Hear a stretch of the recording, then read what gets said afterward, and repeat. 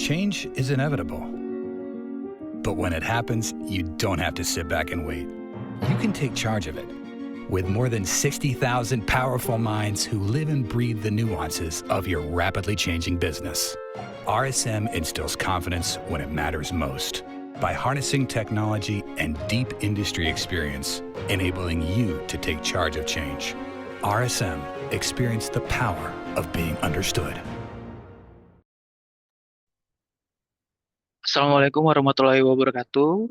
Selamat siang, salam sejahtera buat Bapak Ibu sekalian. Selamat datang di webinar yang diadakan oleh RSM Indonesia pada siang hari ini. Terima kasih sudah bergabung. Mungkin tadi habis makan siang, istirahat, makan daging rendang gitu ya. Pada hari ini kita akan makan materi-materi daging dari kedua narasumber kita, yang juga akan disampaikan oleh dua ahli pajak yang ada di RSM Indonesia. Sebelumnya, izinkan saya memperkenalkan RSM Indonesia. RSM Indonesia berada di 120 negara yang tersebar di seluruh dunia, di mana terdapat 500 kantor dan juga didukung oleh 56.000 karyawan dan tersebar di 120 negara. Selanjutnya, untuk RSM Indonesia sendiri sudah berdiri selama 40 tahun dan masih berjalan, di mana di Indonesia terdapat 2 kantor yang ada di Jakarta dan juga Surabaya, dan dipimpin oleh 40 partner dan didukung oleh 1.000 karyawan profesional. RSM Indonesia sendiri memberikan services,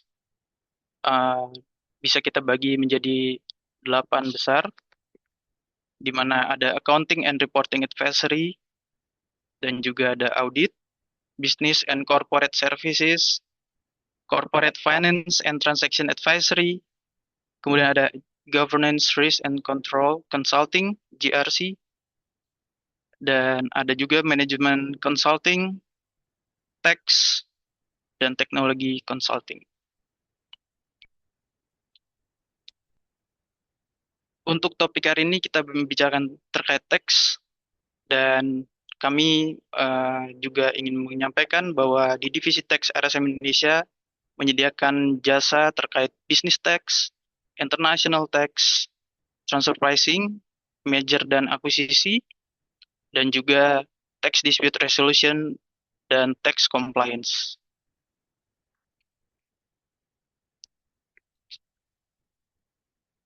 RSM Indonesia dengan bangga menyampaikan bahwa kami dinominasikan dan juga termasuk dalam ITR Award Asia Pasifik dan masuk ke dalam 2 kategori. Yang pertama ada Tax Firm of the Year dan juga Transfer Pricing Firm of the Year.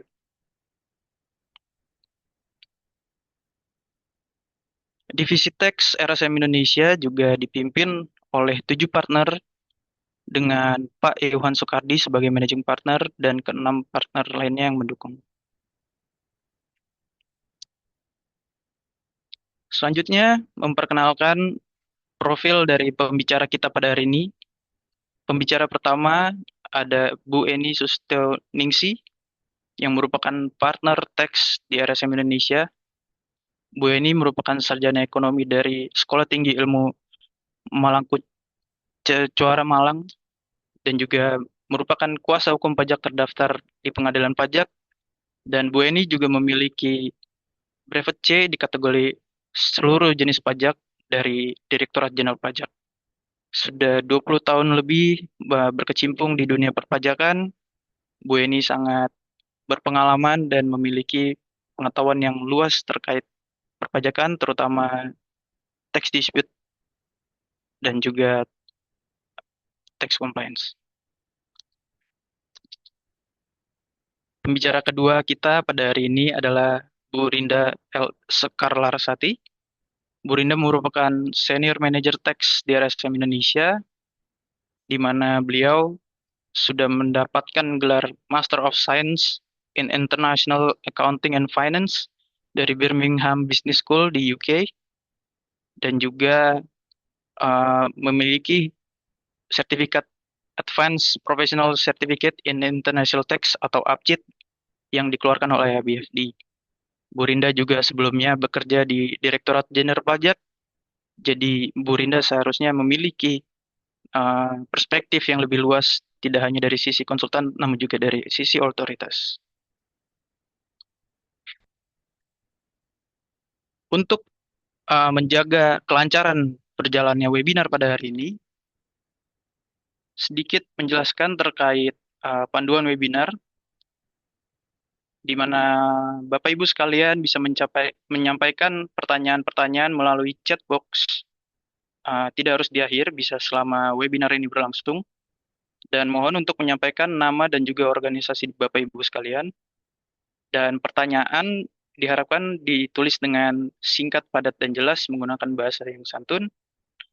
Lalu akses untuk materi webinar yang nanti akan dibawakan akan kita berikan setelah Bapak Ibu sekalian mengisi feedback form, di mana link feedback form ini akan dibagikan di akhir dari webinar pada hari ini.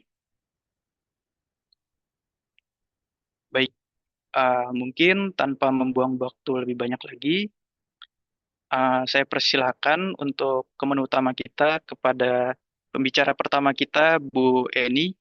Tempat dan waktu saya persilahkan. Terima kasih, Jeremy. Selamat siang, Bapak Ibu sekalian, teman-teman semuanya. Terima kasih sudah menyempatkan waktu untuk hadir mendengarkan sharing terkait dengan webinar kita kali ini. Seperti kita ketahui bahwa untuk LSM Indonesia selalu menyediakan atau mengadakan webinar selain dengan pajak, juga beberapa webinar dari bisnis service yang lain. Mudah-mudahan untuk sore ini atau siang ini tidak ngantuk ya Bapak-Bapak, Ibu-Ibu, karena kan memang jamnya jam kritis, terus kemudian setelah makan siang. Tapi agar tidak berlama-lama lagi dari apa yang saya harus sampaikan,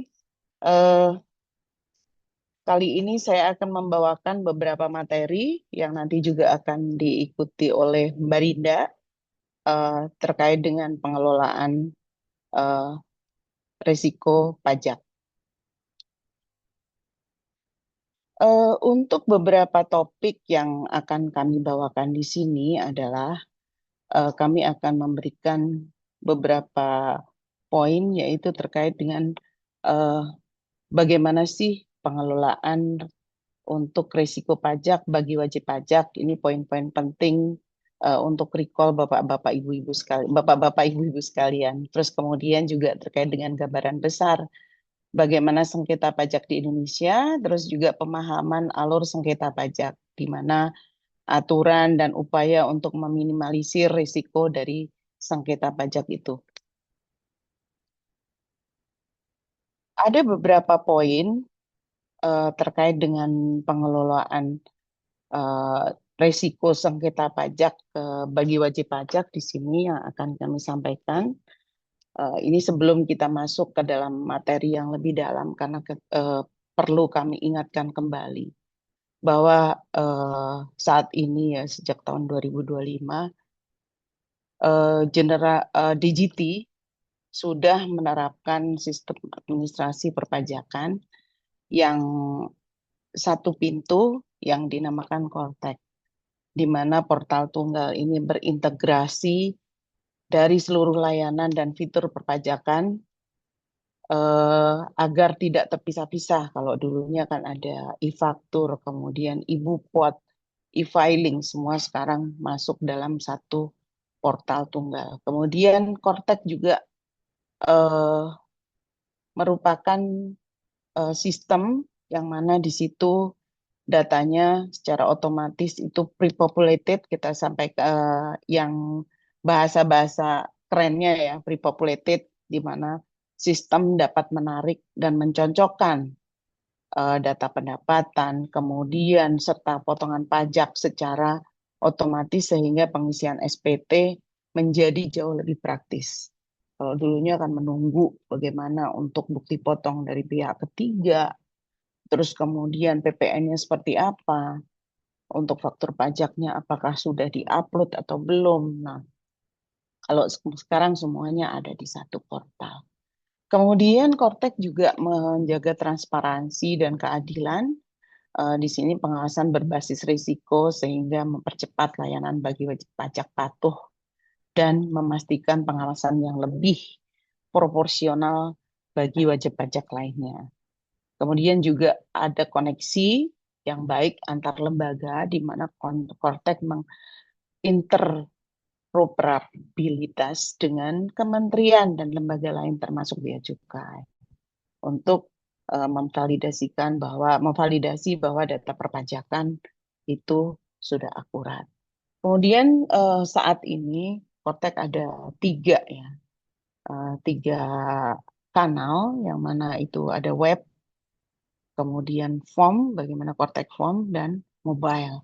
Nah ini dari tiga kanal ini ada kelebihan dan kekurangannya di mana kalau untuk web itu paling lengkap, terus kemudian untuk yang Kortek form itu pelaporan dengan formulir yang offline untuk kondisi internet yang terbatas. Kemudian ada Kortek Mobile, ini pelaporan yang praktis melalui ponsel. Sehingga eh, sistem perpajakan di Indonesia sudah, kalau kita bilang bisa kita katakan sudah lebih update.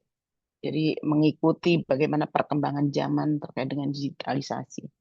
Untuk eh, pengaturan perpajakan sendiri terkait dengan pengelolaan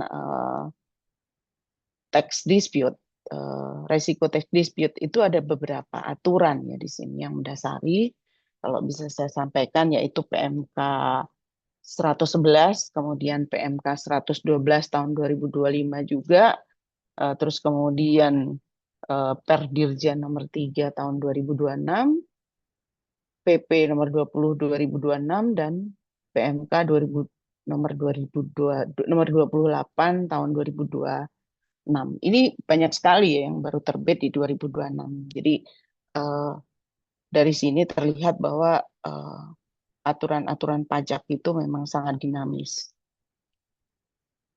Terus kemudian apa sih peran dari Kortex untuk kita semua?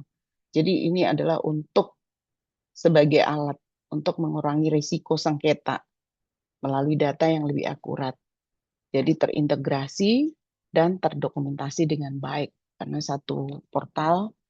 Dan ini juga kenapa bisa dibilang begini bahwa mengurangi risiko karena mengurangi kesalahan pelaporan di mana pre-populated data membantu meminimalisasikan kesalahan input dan perbedaan data.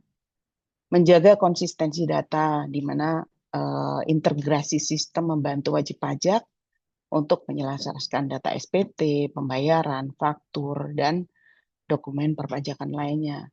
Dan juga meningkatkan kesiapan dokumentasi pada saat SP2DK atau pemeriksaan di mana data tersimpan dalam satu sistem sehingga memudahkan pihak DJP dan pihak WP. Ini untuk mempermudah identifikasi risiko lebih awal, yang mana wajib pajak dapat lebih cepat mengetahui potensi ketidaksesuaian sebelum terjadi sengketa. Meningkatkan respon terhadap pengawasan DJP, karena data lebih terstruktur sehingga membantu wajib pajak memberikan penjelasan secara lebih cepat dan tepat.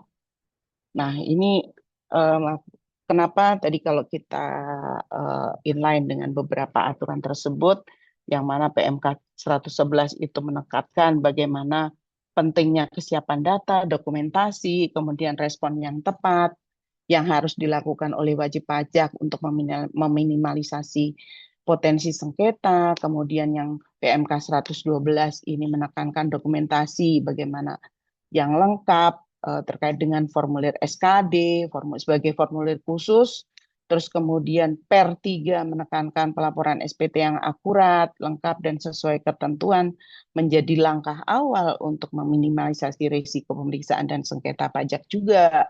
PP 20 ini menekankan bagaimana pentingnya ketepatan penggunaan fasilitas pajak dan akurasi perhitungan omset untuk minimalisasi risiko sengketa pajak, yaitu seperti wajib pajak yang perlu memastikan kelayakan penggunaan PPh final dan lain-lain.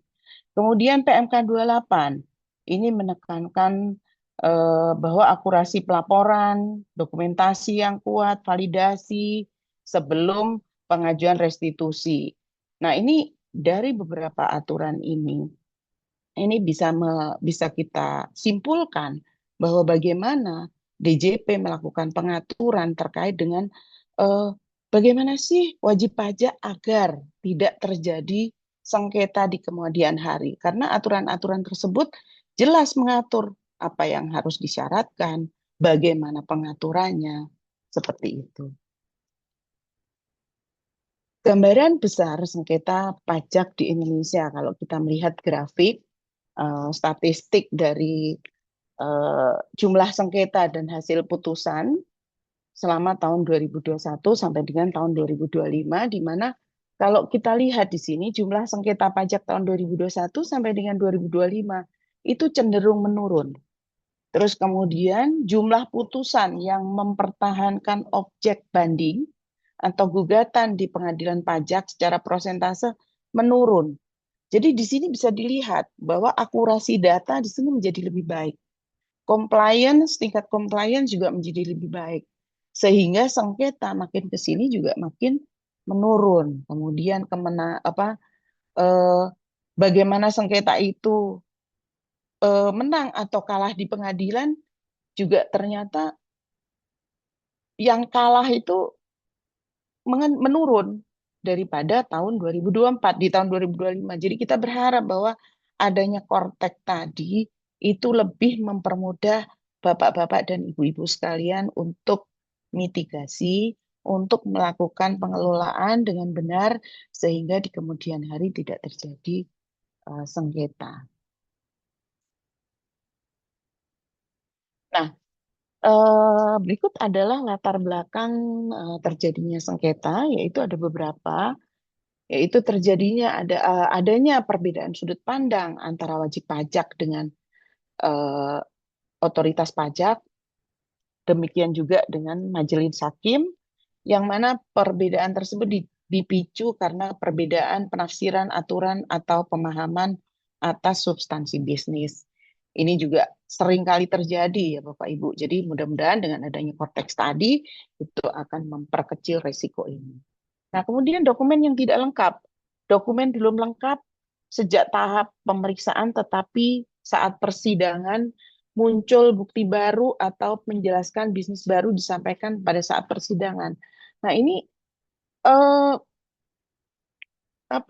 agak beresiko kalau misalnya kejadiannya seperti ini. Makanya itu sering sekali terjadi sengketa pada saat proses pemeriksaan dokumentasi itu tidak lengkap. Terus kemudian tax planning yang terlalu agresif, di mana wajib pajak badan terkadang membuat struktur transaksi yang terlalu fokus kepada penghematan pajak. Contoh misalnya transaksi afiliasi yang tidak wajar, kemudian penggunaan perusahaan luar negeri tanpa substansi bisnis, atau kemudian mungkin di sini untuk transaksi lokal dokumentasinya asal. Jadi yang penting pajaknya rendah, tapi tidak dilengkapi dengan dokumen-dokumen yang baik. Tapi akhirnya kemudian menimbulkan sengketa. Terus kemudian masih lemahnya koordinasi dan pengendalian internal. Di sini kurangnya koordinasi internal antara tim pajak, finance, accounting, legal, juga mungkin pengadaan. Nah, ada juga timbul karena perubahan regulasi dan pendekatan otoritas pajak. Di sini aturan pajak fokus pada pengawasan otoritas pajak terus berkembang, mengikuti kondisi bisnis dan ekonomi. Misalnya ada aturan baru transaksi digital, TP, kemudian pengawasan berbasis data. Jadi aturan-aturan tersebut eh, banyak sekali. Seperti tadi kalau kita lihat itu hanya aturan terkait dengan pengelolaan pajak, pengelolaan tax dispute itu aja sudah banyak yang keluar di 2026. Dan selama ini untuk undang-undang atau aturan selalu ditaruh di lembaran negara, di mana pada saat sudah ditaruh di lembaran negara berarti dianggap seluruh masyarakat Indonesia, seluruh wajib pajak dalam hal ini mengetahui dan memahami. Namun demikian pada prakteknya kan tidak seperti itu. Untuk alur umum prosedur perpajakan di Indonesia terkait dengan sengketa, di sini kita lihat di awal bahwa apa sih yang titik awal terjadinya sengketa. Ini biasanya adanya kondisi yang mendorong pemeriksaan, yaitu tax audit. Biasanya ini adalah SP2DK. SP2DK yang tidak maksudnya tidak selesai ya. Nah, kemudian ada proses pemeriksaan pajak. Nah, setelah proses pemeriksaan selesai, ada terbit SKP yang merupakan penagihan apabila dibayar sudah selesai. Namun demikian, apabila masih sengketa, biasanya akan mengajukan keberatan, kemudian banding lanjut PK.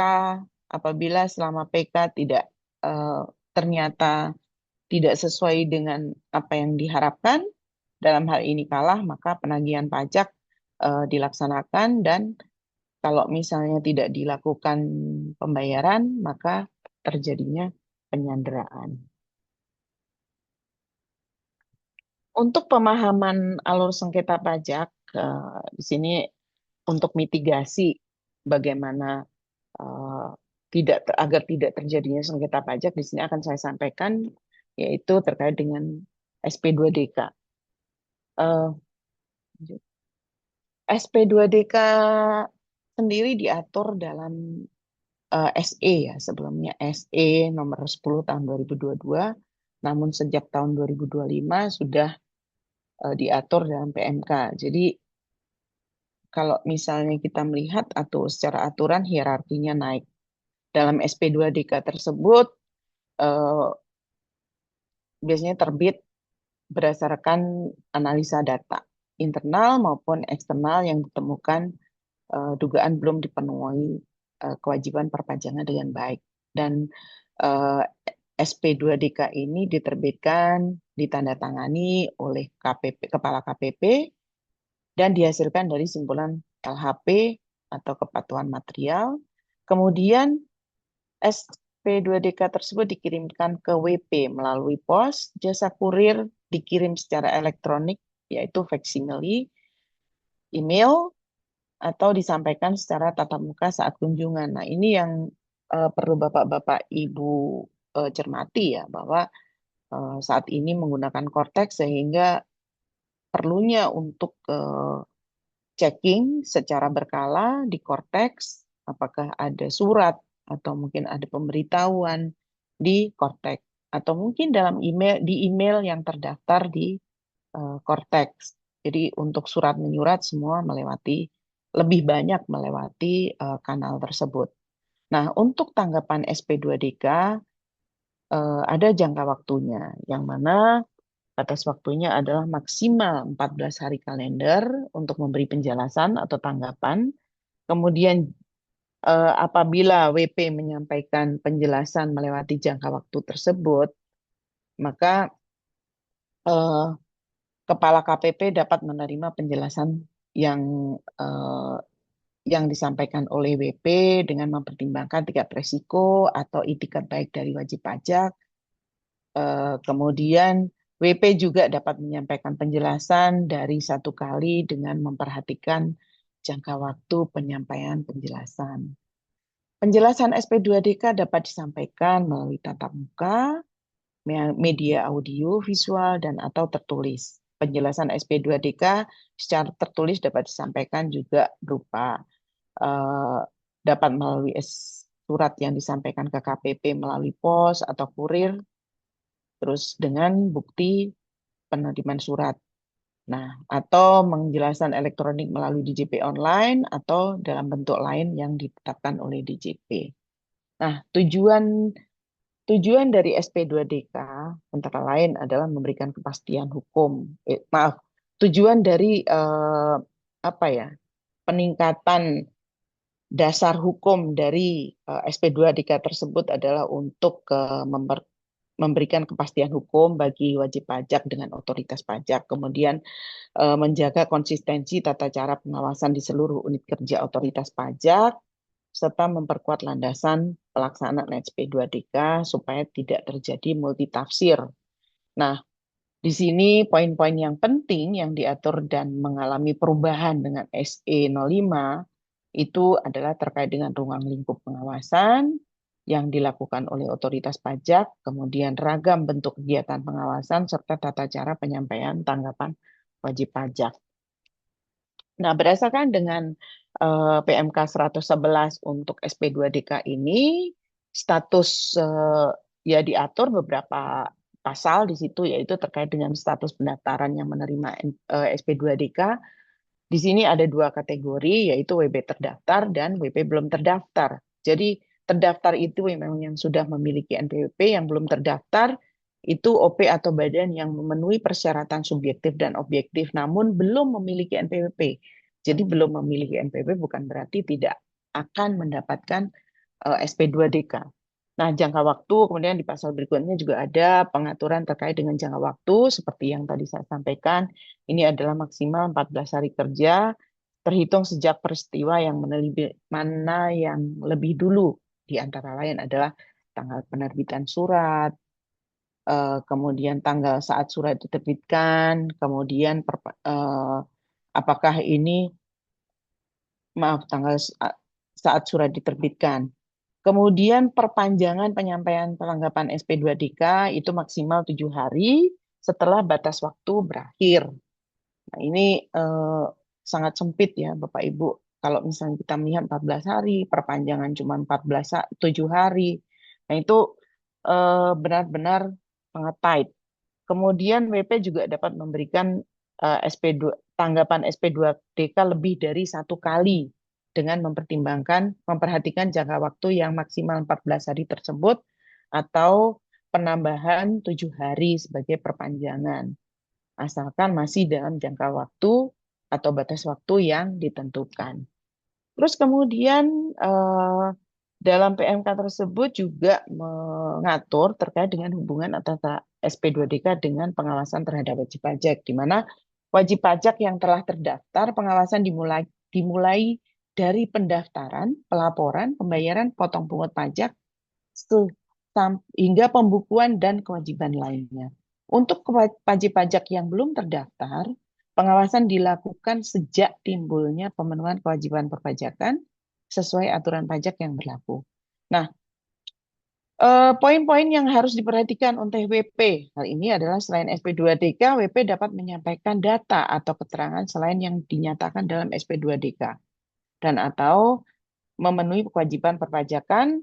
Atas tanggapan yang disampaikan WP terhadap SP2DK tersebut, DJP melakukan penelitian, jadi bukan pemeriksaan. Penelitian. Jika WP tidak menyampaikan tanggapan terhadap SP2DK, maka DJP dapat melakukan kunjungan kepada WP. Namun jika WP memberikan tanggapan SP2DK tapi didasarkan penelitian tanggapan WP tidak sesuai dengan SP2DK, maka akan dari pihak DJP akan meneliti dan akan menganalisa ini arahnya akan kemana. Kemudian apabila WP menyampaikan tambahan data dan atau keterangan setelah SP2DK disampaikan atau WP tidak menyampaikan tanggapan sesuai jangka waktu 14+7, maka DJP dapat melakukan pembahasan dengan mengundang WP dan atau melakukan kunjungan. Jadi dalam PMK 111 jelas sekali bagaimana mekanismenya, siapa yang tercakup, bagaimana kita melakukannya, dalam artian itu teknis untuk membalas atau merespon atas SP2DK tersebut semua diatur di dalam PMK 111. Nah, ini adalah bagaimana SP2DK tersebut terbit untuk wajib pajak terdaftar, yaitu bagaimana cara-cara penyampaiannya, penjelasan yang dapat dilakukan oleh wajib pajak yang telah terdaftar. Nah, ini melalui akun wajib pajak karena otomatis karena sudah terdaftar, sudah memiliki akun. Kemudian kedua adalah melalui pos atau jasa ekspedisi atau kurir dengan bukti pengiriman ke KPP yang diterbitkan SP2DK. Nah, atau secara langsung pada saat kunjungan. Kemudian juga pada saat secara langsung, WP dapat menyampaikan ke KPP yang menerbitkan SP2DK, ke KPP penyuluhan dan konsultasi perpajakan yang berada di bawah KPP yang menerbitkan SP2DK atau melalui media daring dengan video conference. Nah, kemudian cara-cara penyampaian penjelasan yang dapat dilakukan oleh wajib pajak.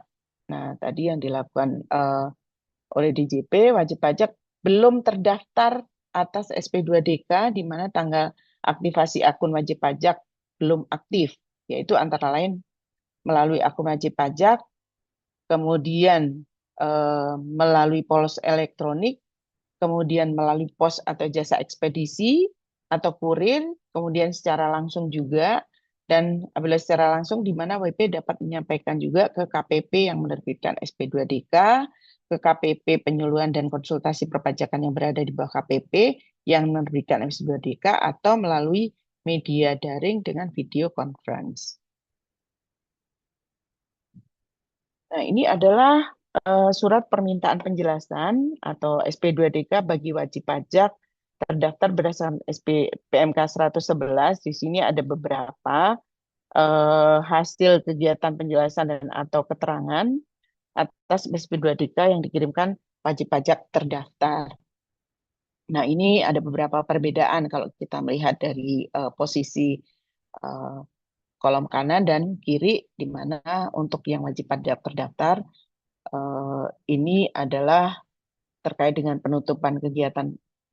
Jadi tindak lanjut dalam hal ini, kalau misalnya tindak lanjut atas setelah SP2DK tersebut selesai adalah bagaimana penutupan kegiatan penjelasan atas data dan atau keterangan. DJP menerbitkan surat pemberitaan perkembangan pelaksanaan permintaan penjelasan dan atau data keterangan. Kemudian perubahan data secara jabatan bisa dilakukan, penghapusan NPWP jabatan, pengukuhan PKP secara jabatan, pencabutan PKP secara jabatan, pendaftaran objek PBB secara jabatan, perubahan data objek pajak PBB secara jabatan juga, pencabutan pendaftaran surat keterangan terdaftar objek pajak PBB secara jabatan, perubahan status secara jabatan, perubahan administrasi layanan perpajakan dan atau administrasi fasilitas perpajakan yang diterima oleh wajib pajak, kemudian pencabutan pemungutan biometrik, pembetulan atau pembatalan secara jabatan terhadap produk hukum bagaimana mengikuti ketentuan yang diatur dalam Undang-Undang KUP, kemudian pembatasan atau pemblokiran layanan publik tertentu, penilaian untuk tujuan perpajakan, pelaksanaan kegiatan pengamatan dan atau kegiatan intelijen, pemeriksaan dan atau pemeriksaan bubar. Untuk hasil atau tindak lanjut dari kegiatan SP2DK yang pada WP yang belum terdaftar, tindakan secara jabatan untuk pemberian NPWP, terus pemberian NITKU. Nah, usulan tindak lanjut bisa menghentikan proses penjelasan atas data dan atau keterangan apabila WP tidak ditemukan, tidak lagi memenuhi syarat sebagai WP atau tidak memiliki indikasi kewajiban pajak dan telah memenuhi kewajiban perpajakannya, atau mungkin usulan untuk pengukuhan PKP secara jabatan bisa pembatasan pemblokiran layanan publik tertentu, pemeriksaan pajak, pengembangan dan analisa lebih lanjut jika terdapat indikasi tidak pidana perpajakan. Jadi bukan berarti SP2DK itu selesai hanya dengan pemeriksaan, tindak lanjutnya hanya dengan pemeriksaan, tadi ada kemungkinan juga untuk ke arah buper. Nah, ini adalah hal teknis terkait dengan eh, SP2DK melalui Vortex. Lanjut. Nah, untuk alur prosedur penyampaikan SP2DK ini sebenarnya juga merupakan rangkuman dari simpulan dari slide-slide yang sebelumnya yang saya sudah sampaikan tadi, di mana faktor yang ditemukan atau dikenakan pengawasan di JP, terus diterbitkan SP2DK, bagaimana penyampaian SP2DK, kemudian dilakukan tanggapan.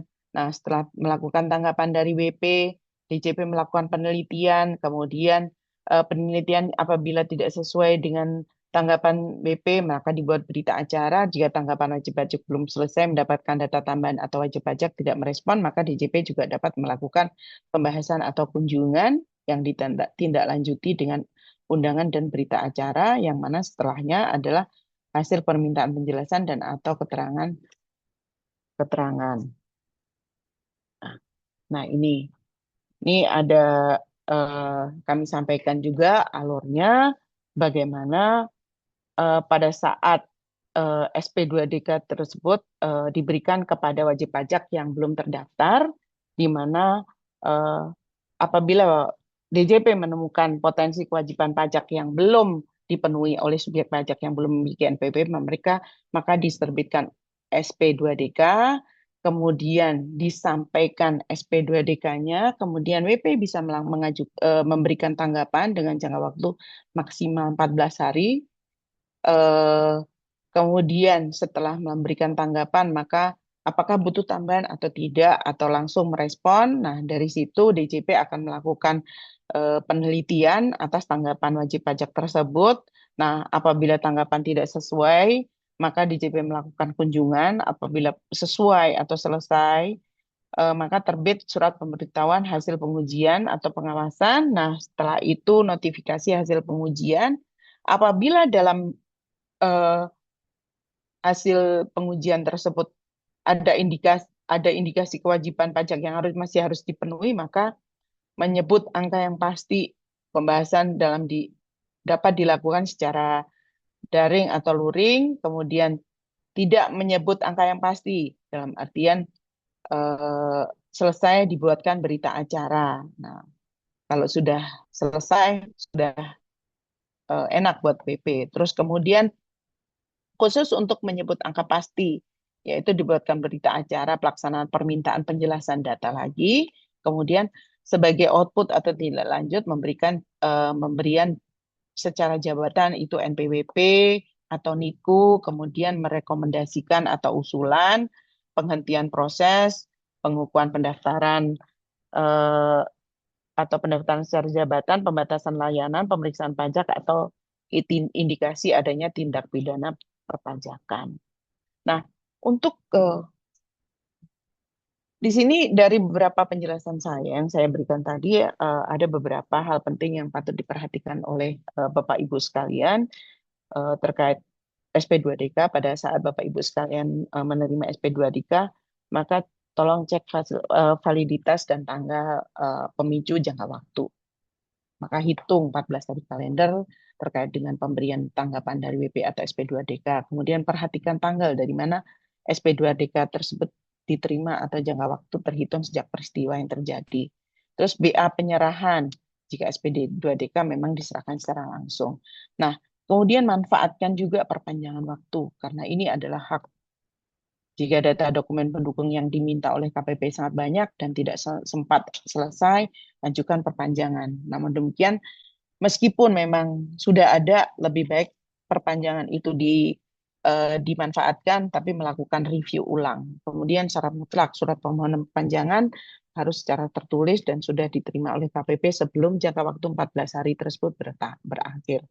Nah, kemudian yang perlu diperhatikan juga adalah menentukan strategi respon dan saluran penyampaian, di mana wajib pajak harus memilih salah satu atau kombinasi dari dua bentuk tanggapan. Menerima data secara kooperatif, kemudian jika data DJP benar, segera penuhi kewajiban perpajakan, lakukan pembayaran, penyetoran, kemudian pembetulan SPT. menyanggah data atau klarifikasi jika ada DJP tidak sesuai atau salah. Sampaikan surat penjelasan yang wajib disertai dengan bukti pendukung yang jelas. Kemudian pilih media tanggapan akun WP yang dikirim, apakah via pos, kemudian atau disampaikan langsung tatap muka termasuk saat petugas melakukan kunjungan atau visit lapangan atau melalui video conference atau daring. Kemudian menghadapi proses pembahasan. Jadi biasanya pemeriksa dengan reguler terkait dengan pengiriman surat undangan, pengiriman pembahasan apakah melalui akun wajib pajak jika sudah aktif,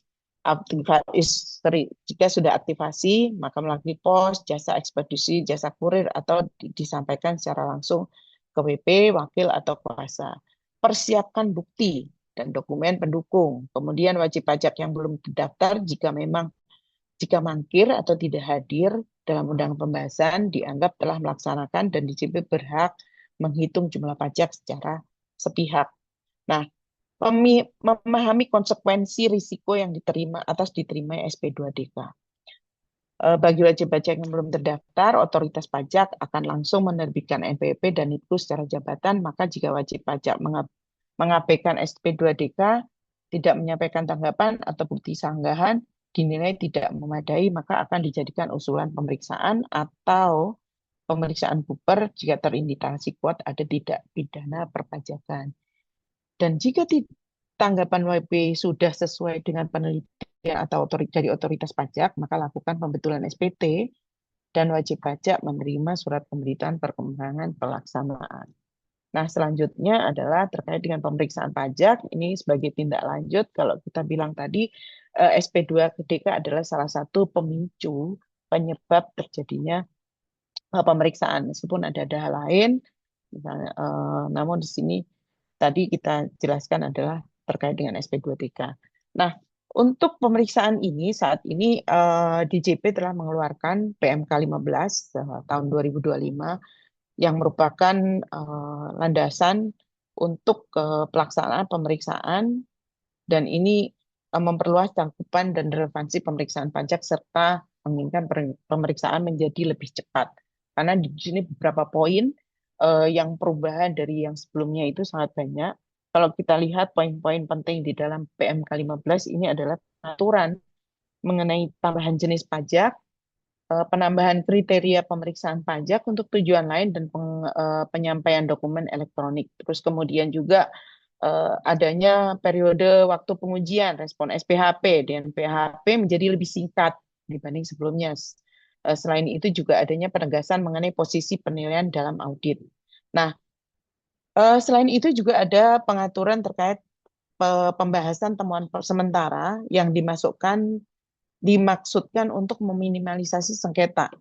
Itu dalam hal ini adalah tujuannya ya.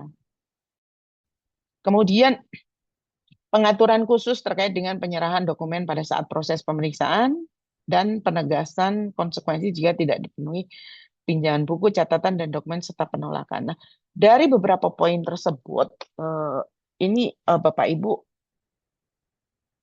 harus lebih concern ya apabila ada pemeriksaan. Karena memang dalam kenyataannya tahun 2026 ini metode atau cara pemeriksaan yang seperti ini sudah berjalan, dan karena link dengan Kortek sehingga jangka waktu mulai dari penerbitan SP2D, SP2 sampai dengan kapan harus terbit untuk PTS-nya, terus kapan harus terbit untuk SPHP-nya, itu sudah terschedule di dalam Kortek, sehingga mau tidak mau pada saat memang SP2 terbit, kemudian permintaan dokumen, kemudian surat peringatan, semuanya sudah terkoordinasi dan terschedule. Oleh karena itu ya, mau tidak mau sebagai wajib pajak harus menyiapkan kesemuanya dengan baik.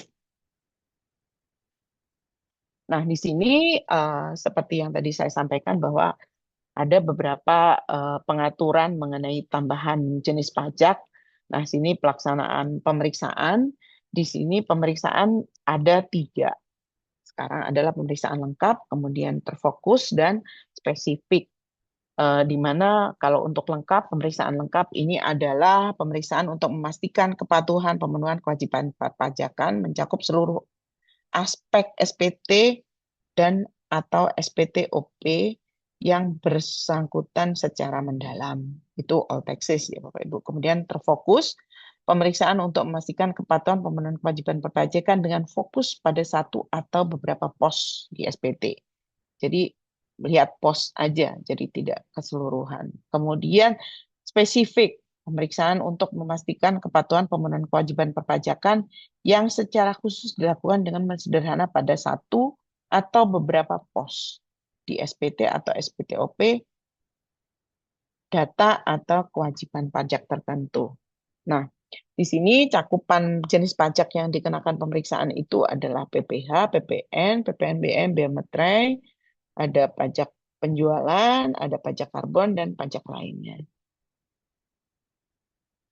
Nah, ada poin-poin yang perlu Bapak Ibu cermati sesuai dengan PMK 15 ini, bahwa selain dari poin yang tadi,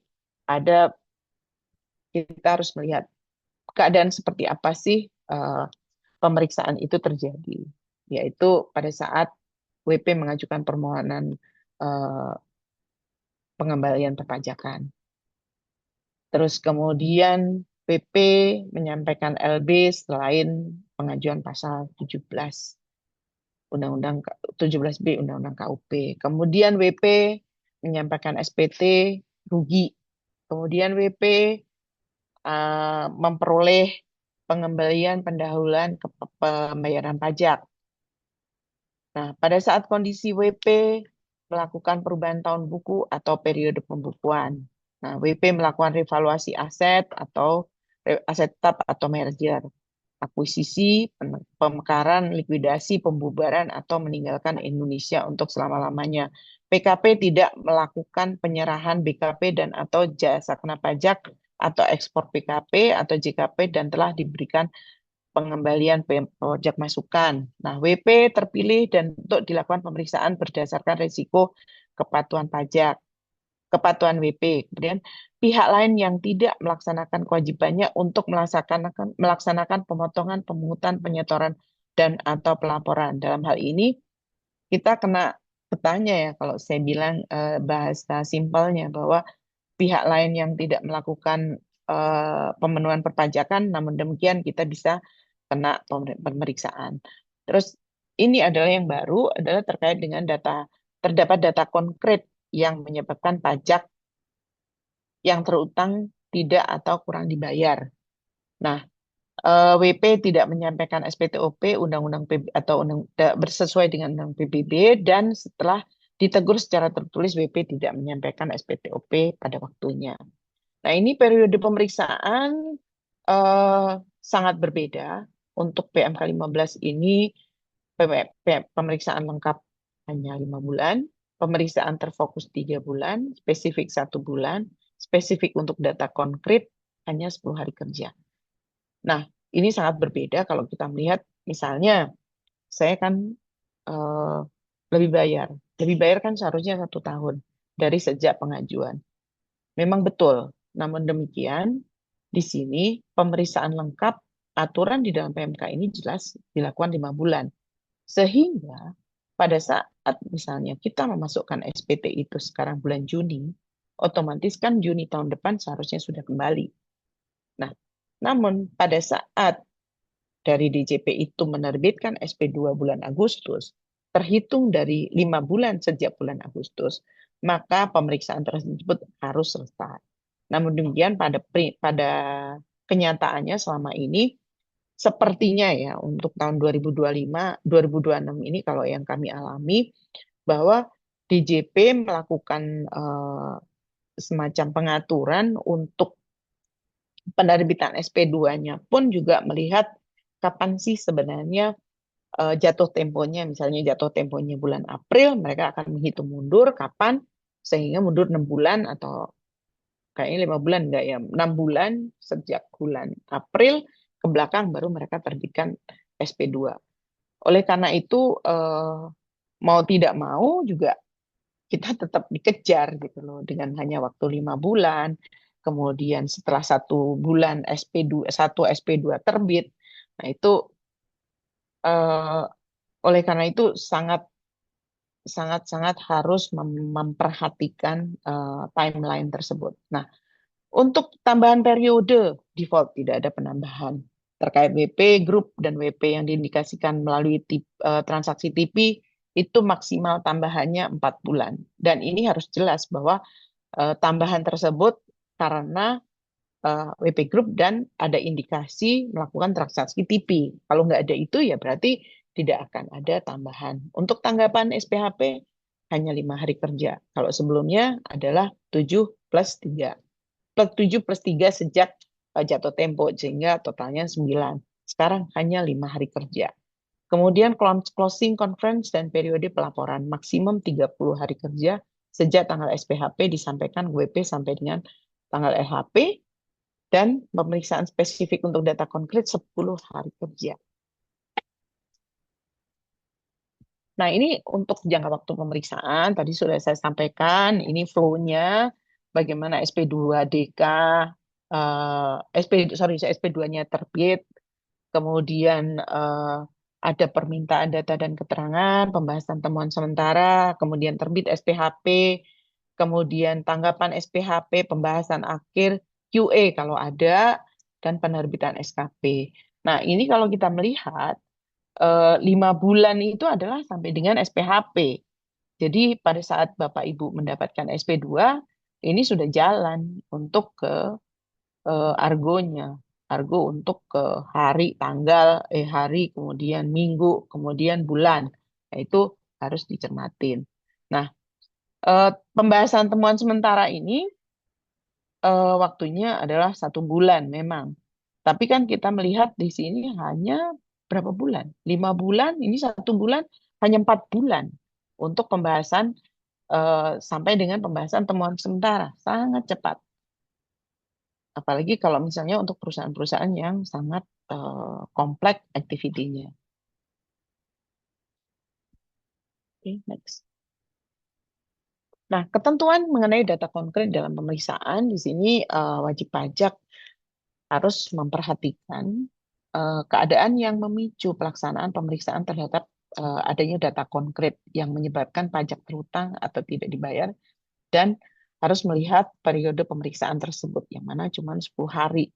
Nah, ini sesuai dengan PMK 15, ada turunannya itu per 18, per Dirjen 18. Kemudian pengawasan pemeriksaan berdasar yang PMK 15 tadi. Jadi itu data konkret merupakan data yang diperoleh atau dimiliki DJP yang berupa faktur pajak yang sudah memperoleh persetujuan melalui sistem informasi DJP tapi belum atau tidak dilaporkan oleh WP pada SPT masa PPN. Jadi kita hanya dimasukkan saja. Kemudian bukti pemotongan atau pemungutan PPh yang belum atau tidak dilaporkan oleh penerbit atau bukti pemotongan atau pemungutan pada SPT masa PPh dan atau bukti transaksi atau data perpajakan yang dapat digunakan untuk menghitung kewajiban perpajakan wajib pajak yang ditindaklanjuti melalui pengujian secara sederhana. Atau kalau kita melihat di sini adalah DJP melihatnya bagaimana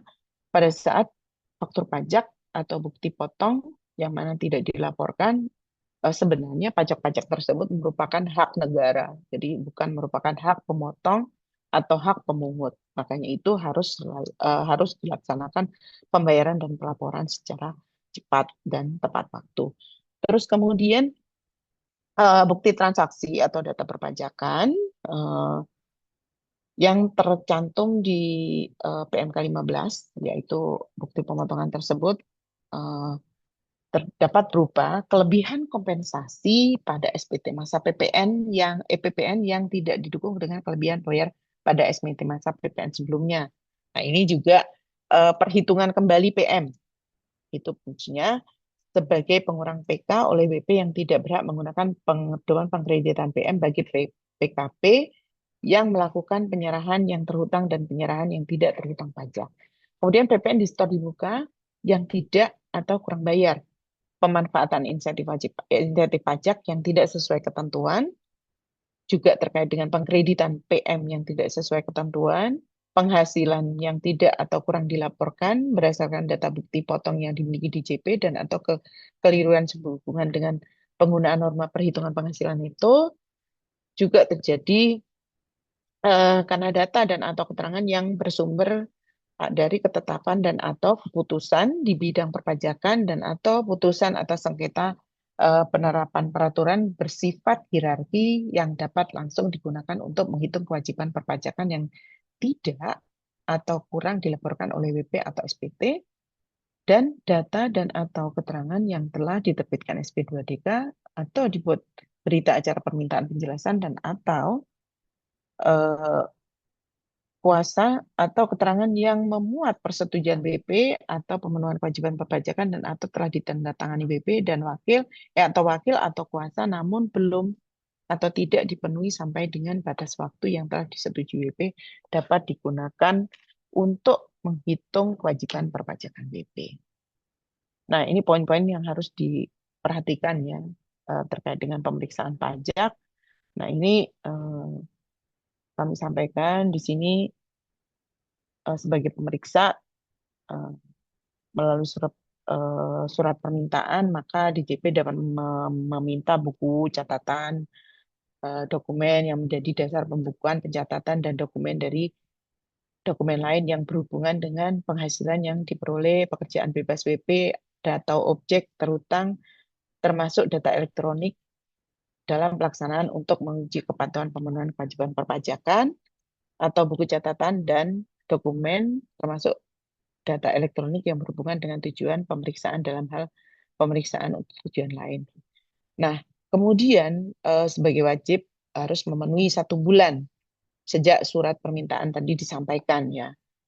Semua dokumen-dokumennya termasuk data elektronik apabila lebih dari 1 bulan atau setelah terbitnya SP1, SP2 tidak disampaikan maka dianggap tidak diberikan saat pemeriksaan dan ini sangat krusial. Kemudian pemeriksa harus membuat berita acara pemenuhan kewajiban perpajakan atas pemerintahan dokumen, catatan, dan atau dokumen termasuk data elektronik yang memuat informasi bahwa apakah WP telah memenuhi atau tidak memenuhi seluruhnya. Nah, kemudian apa sih yang dilakukan WP dalam 1 bulan tersebut? Ya, buku catatan termasuk data elektronik yang belum terpenuhi, baik sepenuhnya atau sebagian, maka WP menerima surat peringatan ya, surat peringatan SP sampai 2 kali tadi, maka apabila seperti saya sampaikan, apabila memang tidak diberikan, dianggap tidak diberikan saat pemeriksaan, maka tidak akan dipertimbang. Apabila ada dispute atau ada sengketa, tidak akan dipertimbangkan pada saat keberatan ataupun saat banding, karena memang ada aturan yang mendukung, yaitu SEMA 01, di mana pengadilan pun tidak akan mempertimbangkan dokumen yang tidak diberikan pada saat pemeriksaan apabila terjadi sengketa, kecuali dokumen tersebut adalah dokumen dari pihak ketiga. Nah, di sini akan saya sampaikan kesimpulan yang perlu diperhatikan. Wajib pajak sehubungan dengan mekanisme pemeriksaan pajak. Ini untuk meminimalisasi risiko sengketa ya. Di sini adalah yang pasti harus memiliki strategi bagaimana jadi dilakukan sesuai dengan ketentuan peraturan perpajakan yang berlaku. Jadi hindari terlambat bayar, kemudian memastikan kembali jumlah pajak yang seharusnya dibayar. Nah, jika WP sudah dikenakan pemeriksaan, WP wajib memberikan seluruh dokumen. Nah, ini kepatuhan tetap harus lebih baik karena di mana DJP sudah mempunyai korteks. Otomatis wajib pajak harus mengimbangi bagaimana sih untuk pemenuhan kewajiban perpajakan yang mana korteks semuanya sudah pre-populated, data sudah di portal dan itu semuanya sudah terintegrasi baik itu dari lembaga yang lain, bea cukai terutama. Nah, itu wajib pajak harus memiliki juga dokumen yang lebih baik daripada sebelum-sebelumnya. Sehingga data yang dimiliki oleh wajib pajak lebih akurat serta terkoordinasi dengan baik karena pada saat dicocokkan dengan DJP akan sinkron. Kemudian memiliki itikat baik dan kooperatif dengan pemeriksa pajak terkait dengan kewajiban dan hak wajib pajak. Pada saat diundang, datang. Kemudian membangun komunikasi yang positif dengan pemeriksa. Jika penerima SP2DK, WP harus menanggapi dengan penjelasan yang memadai dan disampaikan dalam jangka waktu yang ditetapkan. Nah, ini apabila tidak selesai dengan pembetulan atau pembayaran, maka pastikan penyiapan data atau pembuktian yang lebih lengkap karena udah pasti akan lanjut ke pemeriksaan. Nah, kemudian penyediaan data dan dokumen mendukung yang memadai, ini dokumentasi transaksi dilakukan dengan disiplin, lengkap, dan rapih seakan-akan pasti dilakukan pemeriksaan, apapun kondisi SPT, lebih bayar, kurang bayar, nihil, ataupun kurang bayar yang besar ya. Nah, itu jangan sampai lengah. Terus kemudian mengkonversi bukti-bukti berbasis kertas ke format digital. Terus pengelompokan bukti.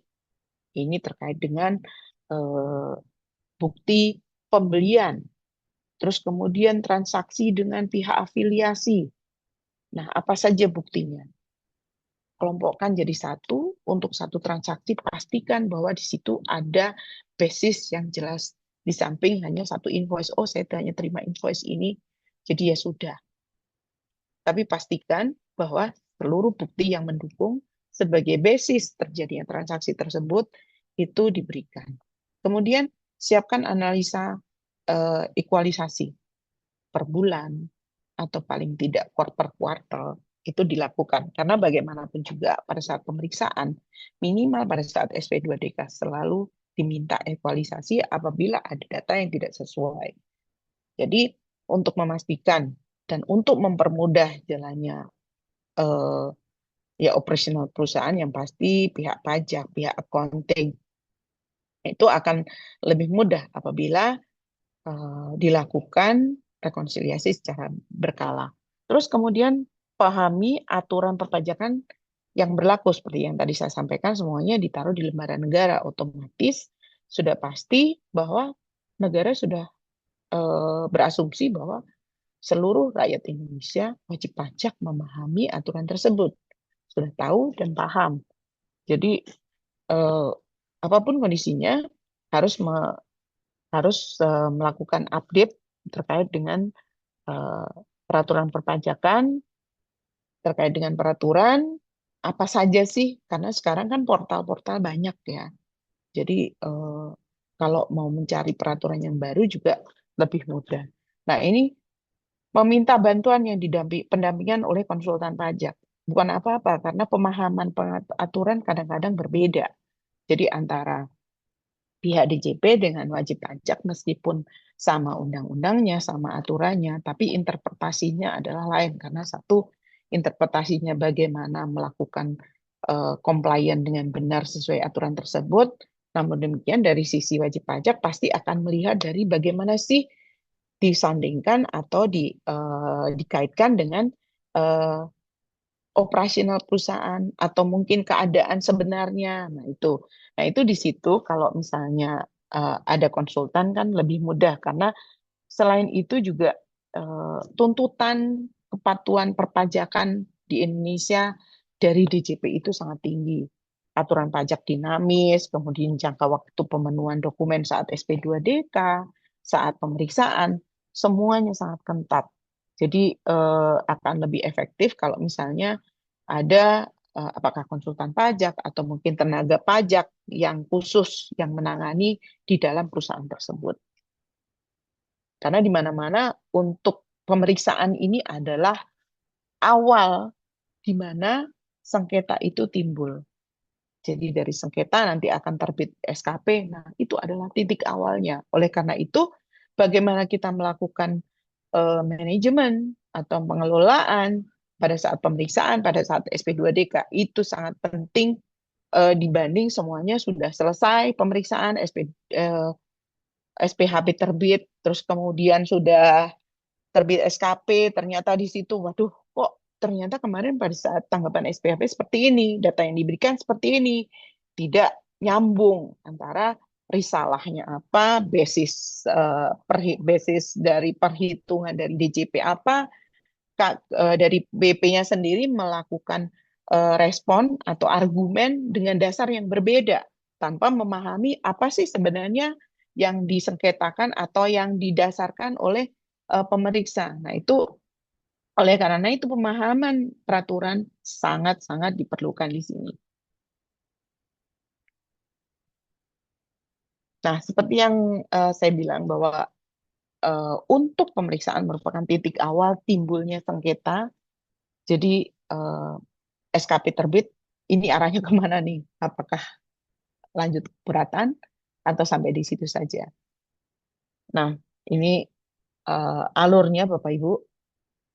Jadi pada saat SKP terbit, mana nih pembetulan atau pengurangan permohonan pengurangan atau penghapusan sanksi administrasi atau permohonan pengurangan atau pembatalan SKP tidak benar atau permohonan pembatalan SKP hasil pemeriksaan yang dilaksanakan tanpa SPHP dan pembatalan akhir atau keberatan atau gugatan.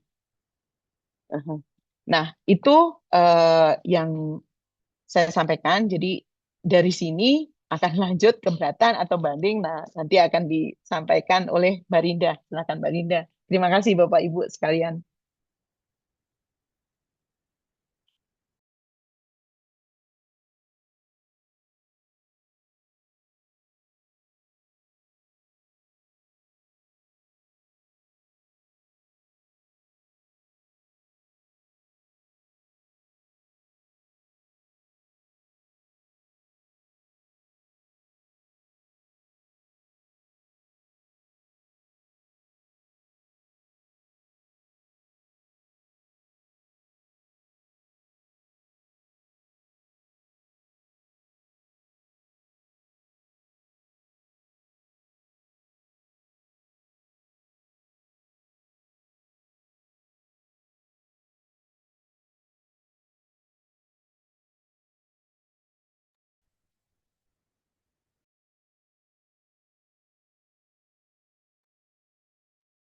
Ya, sebentar Bapak Ibu sekalian ada masalah teknis. Mungkin host bisa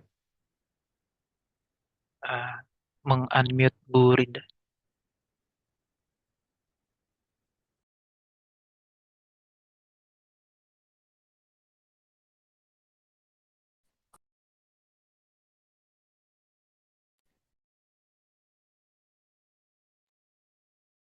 Baik, sudah terdengar? Oke. Baik, Assalamualaikum warahmatullahi wabarakatuh. Selamat sore Bapak Ibu semua. Mohon maaf tadi ada sedikit kendala teknis. Terima kasih Bu Eni. Izin saya melanjutkan paparan yang tadi sudah disampaikan Bu Eni. Ini mudah-mudahan masih pada semangat ya Bapak Ibu. Ini sudah jam 3 tapi masih diajak diskusi terkait sengketa gitu ya. Mudah-mudahan bisa saya lanjutkan dengan seringkas dan seringan mungkin ya Bapak Ibu karena memang kita tidak membahas tentang certain cases atau kasus tertentu tapi kita lebih ke bagaimana prosedur dan tata cara terkait penanganan sengketa dan hal-hal apa saja yang harus kita perhatikan terkait penanganannya. Sebelumnya izinkan saya sedikit pantun dulu biar pada nggak ngantuk ya. Jalan-jalan ke pasar, jangan lupa beli buah. Mari tangani sengketa dengan benar supaya kita tenang melangkah. Oke, jadi sedikit melanjutkan dari Bu Eni tadi. Tadi Bu Eni sudah bicara banyak tentang SP2DK, SKP, sampai SKP. Nah, setelah SKP terbit, apa nih berikutnya gitu ya? Berikutnya apa? Nah, ini sebenarnya ada beberapa opsi, tapi nanti yang akan saya lebih elaborate lebih itu terkait keberatan ya, nah, dan nanti kemudian akan banding. Tapi ini sekilas aja Bapak Ibu, setelah SKP terbit sebenarnya ada beberapa opsi langkah yang bisa ditempuh oleh wajib pajak. Terutama pertama yaitu contohnya pembetulan. Ini diatur di pasal 16. Apa itu pembetulan? Pembetulan itu hanya jika SKP tersebut mengandung salah tulis, salah hitung, atau kekeliruan penerapan peraturan. Nah, kekeliruan penerapan peraturan di sini bukan berarti ada sengketa yuridis ya Bapak Ibu, tapi bisa jadi DJP saat nerbitin SKP mungkin ada salah pasal yang diambil gitu ya, atau penerapan sanksinya salah gitu ya. apa persentasenya salah. Nah, itu maka kita bisa mengajukan pembetulan. Syaratnya pembetulan ini adalah tidak ada sengketa di dalamnya. Sekali lagi, untuk pembetulan tidak boleh ada sengketa. Jadi memang ini hanya masalah salah tulis DJP-nya, salah hitung DJP-nya, ataupun DJP-nya salah menerapkan peraturan, mungkin salah pasal dan sebagainya. Nah, opsi yang berikutnya apa? Kita bisa mengajukan permohonan pengurangan atau penghapusan sanksi. Misalkan kita nggak mau mempeributkan lagi masalah sengketa nih, tapi kami mohon nih, tolong dong sanksinya jangan segitu gitu ya. Kami nggak sanggup, misalkan seperti itu. Nah, itu kita bisa mengajukan 361A. Dan di sini syaratnya di undang-undang bilang karena kehilafan atau bukan karena kesalahan. Nah, sebelum terbit PMK 118 tahun 2024, itu sangat untuk mendefinisikan apa itu kehilafan gitu ya, itu sangat lebar ya, sangat diskresinya DJP untuk menentukan apa sih yang masuk kriteria kehilafan itu ya. Nah, di PMK 118 itu sudah define, didefinisikan lebih rinci apa saja yang bisa dikabulkan permohonan pengurangan penghapusan sanksi administrasinya ya, antara lain yaitu misalkan sanksi itu baru diterbitkan pertama kali kepada wajib pajak, itu biasanya untuk wajib pajak yang baru gitu ya, dia belum terlalu paham masalah aturan gitu ya. Kemudian jika misalkan ada bencana alam gitu ya, atau misalkan wajib pajak memang bisa membuktikan bahwa dia sedang mengalami kesulitan keuangan ya, itu buktikan dengan laporan keuangan 2 tahun, kalau nggak salah 2 tahun berturut-turut memang mengalami kesulitan likuiditas, maka akan dikabulkan oleh DJP. Lagi-lagi ini adalah diskresi wajib oleh DJP, jadi haknya DJP boleh mengabulkan, boleh tidak gitu ya. Kemudian berikutnya 361B, permohonan pengurangan pembatalan SKP. Jadi kita bisa, ini terutama ya Bapak Ibu untuk yang 361B ini, kalau di penjelasannya lebih dispesifik lagi oleh DJP, disampaikan bahwa ini contohnya adalah bisa diajukan kalau sebenarnya kita mau menyengketakan nih materinya gitu ya. Cuma aduh udah lebih dari 3 bulan gitu ya. Kalau keberatan kan batas waktunya adalah 3 bulan sejak SKP dikirim, maka kita bisa mengajukan keberatan. Tapi gimana kalau udah lewat 3 bulan? Nah, maka DJP ngasih jalan itu salah satunya 361B ini, pengurangan atau pembatalan. Namun, ada kelemahannya nih Bapak Ibu. Kita tetap harus mengutamakan keberatan ya, kalau memang ada sengketa materi di dalamnya. Kenapa? Karena 361B ini lagi-lagi ini diskresinya DJP. Jadi bahasanya dapat. Jadi kalau DJP mau nolak ya nggak salah juga. Gitu ya. Atas misalkan permohonan pengurangan pembatalan SKP ini kemudian ditolak oleh DJP, boleh nggak kita protes? Kalau keberatan ditolak, kita bisa ngajuin banding, aman. Gimana kalau yang 361B misalkan, kita ngajukan pengurangan pembatalan SKP terus ditolak? Bisa nggak kita langkah hukum berikutnya? Adanya paling gugatan, tapi Bapak Ibu ingat gugatan itu hanya atas prosedur yang tidak benar, tidak terkait dengan materi di dalamnya. Kemudian berikutnya 361B. Jadi Bapak Ibu kalau dilakukan pemeriksaan, kalau si pemeriksanya ini tidak mengirimkan SPHP dan tidak melaksanakan pembahasan akhir atau closing, maka bisa banget kita ajukan 361D, itu pembatalan. Maka SPHP-nya nanti akan langsung dibatalkan. Kalau memang terbukti tidak ada SPHP dan tidak ada pembahasan akhir. Kemudian keberatan, ini yang nanti akan kita elaborate lebih lanjut lagi. Kemudian terakhir gugatan. Nah, gugatan ini sama kayak gugatan ini diajukan ke pengadilan pajak ya, bukan ke KPP. Kalau yang lainnya tadi ke KPP, pembetulan, permohonan, keberatan gitu. Tapi kalau gugatan ini ke pengadilan pajak. Tapi ini memang terbatas pasal 23 ya, hanya atas jika kita menggugat adanya pelaksanaan surat paksa, penyitaan, pencegahan, lelang yang tidak sesuai dengan prosedur. Ya, jadi proses penagihan ataupun misalkan ada penerbitan SKP, tapi menurut kita ini nggak sesuai prosedur nih DJP-nya gitu. Jadi kita menggugat SKP-nya karena tidak sesuai prosedur atau tata cara penerbitan SKP atau tata cara pemeriksaan. Misalkan along the way, kok kita nggak ada dilakukan pembahasan gitu ya, misalkan dan sebagainya nggak sesuai prosedur nih, tidak sesuai PMK 15, itu bisa kita ajukan gugatan atas SKP-nya. Oke, kita lanjut lagi. Masuk ke keberatan.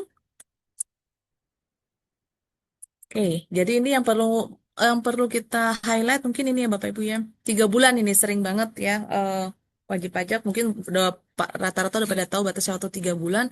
3 bulan itu tapi sejak tanggal SKP dikirim ya, bukan tanggal SKP diterima. Jadi Bapak Ibu, kalaupun di undang-undang gitu ya, ada istilah, ada kalimat diterima sejak surat diterima. Nah, itu hati-hati Bapak Ibu. Itu artinya bukan sejak real kita terima. Kenapa? Karena pasal 1 Undang-Undang KUP angka 41 kalau nggak salah itu bilang bahwa tanggal diterima adalah sama dengan tanggal dikirim by post. Misalkan lewat pos dia tanggal cap pengirimannya. Jadi hati-hati kita menginterpretasikan tanggal diterima. Jadi bukan real kita terima, tapi sebenarnya tanggal diterima adalah tanggal dikirim oleh DJP-nya gitu.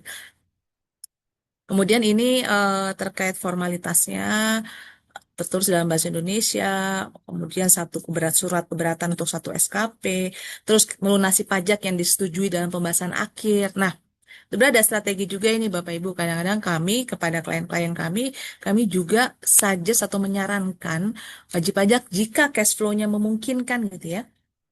Juga sebelum mengajukan keberatan, juga sebaiknya melunasi semuanya ya. Bukan hanya ya sebesar yang kita setujui, tapi kita lunasi semuanya. Kenapa? Itu untuk menghindari sanksi jika nanti keberatan kita ditolak. Karena jika keberatan kita ditolak, sanksinya ada 30%. Jika nanti lanjut banding juga ditolak, sanksinya 60%. Nah, bahasa undang-undangnya 30% itu atas jumlah pajak yang kurang dibayar. Begitupun juga yang 60% tadi. Nah, jadi kalau Bapak Ibu cash flow-nya aman gitu ya, Bapak Ibu sebelum mengajukan keberatan, lunasin aja dulu tuh SKP-nya. Supaya apa? Mitigasi sebenarnya. Jika nanti kalau kita worst case-nya kita kalah gitu ya, bukannya berarti kita nyiapin diri kita kalah, enggak. Ini mitigasi aja. Karena anything could happen ya kalau di proses keberatan maupun banding. Jadi kalau nanti ternyata worst case-nya kita kalah, kita nggak kena tuh sanksi 30% itu. Ya, besar banget tuh 30% itu gitu ya. Jadi kita selalu menyarankan ke klien kami kalau cash flow-nya aman bisa dilunasi dulu aja enggak gitu ya. Nanti itu kan bisa dikembalikan gitu, akan bisa dikembalikan. Baik, nah ini kemudian jika ternyata permohonan keberatan ini tidak memenuhi persyaratan formal, maka si DJP akan wajib dalam waktu 1 bulan tuh ngasih tahu bahwa surat keberatan kamu nggak memenuhi formal, gitu ya. Jadi sebenarnya kalau kita ngajuinnya nggak mepet-mepet, kita masih ada waktu nih sebelum 3 bulan tadi habis itu ya. Kita ajukan ulang dan kita lengkapi. Gitu ya. Kemudian oke, kalau ternyata memenuhi persyaratan, maka akan lanjut ke penelitian keberatan. Di keberatan nanti, seperti biasa, DJP akan meminta buku, catatan, dokumen, gitu ya. Nah, kalau di pemeriksaan jangka waktu pemenuhan data dokumen itu 1 bulan, di PMK 15, tapi kalau keberatan itu berdasarkan PMK 118 itu adalah 15 hari. Jadi hati-hati, lebih mepet lagi jangka waktunya gitu ya.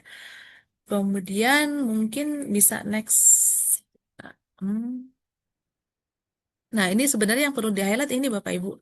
Mungkin udah ada yang pernah dengar terkait ini ya. Cuma ini saya selalu bolak-balik ingatkan kepada wajib pajak terkait pemenuhan permintaan dokumen. Kenapa?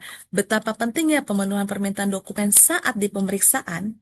Karena jika permintaan dokumen tersebut tidak kita penuhi saat pemeriksaan, maka bisa tidak dipertimbangkan saat keberatan. Misalkan kita ngasihnya belakangan nih, saat keberatan baru kita kasih.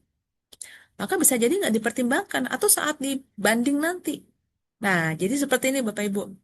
Jika buku catatan dokumen itu diminta saat pemeriksaan dan tidak diberikan, maka saat keberatan juga tidak dipertimbangkan. Itu pasal 26A ayat 4. Jadi, sekali lagi, kalau saat pemeriksaan sudah diminta data dan dokumen, jadi Bapak Ibu tugasnya adalah nanti melihat nih, neliti. Di suratnya si DJP dia minta apa aja sih? Nah, sekarang DJP-nya udah makin pinter nih. Mereka membuat surat permintaan dokumennya sekarang detail dan rinci. Gitu ya, karena mereka tahu nih ada ketentuan ini gitu ya. Jadi sekali lagi, kalau udah pernah diminta saat pemeriksaan dan kita nggak kasih, maka dokumen itu saat keberatan maupun sidang nanti itu tidak dipertimbangkan.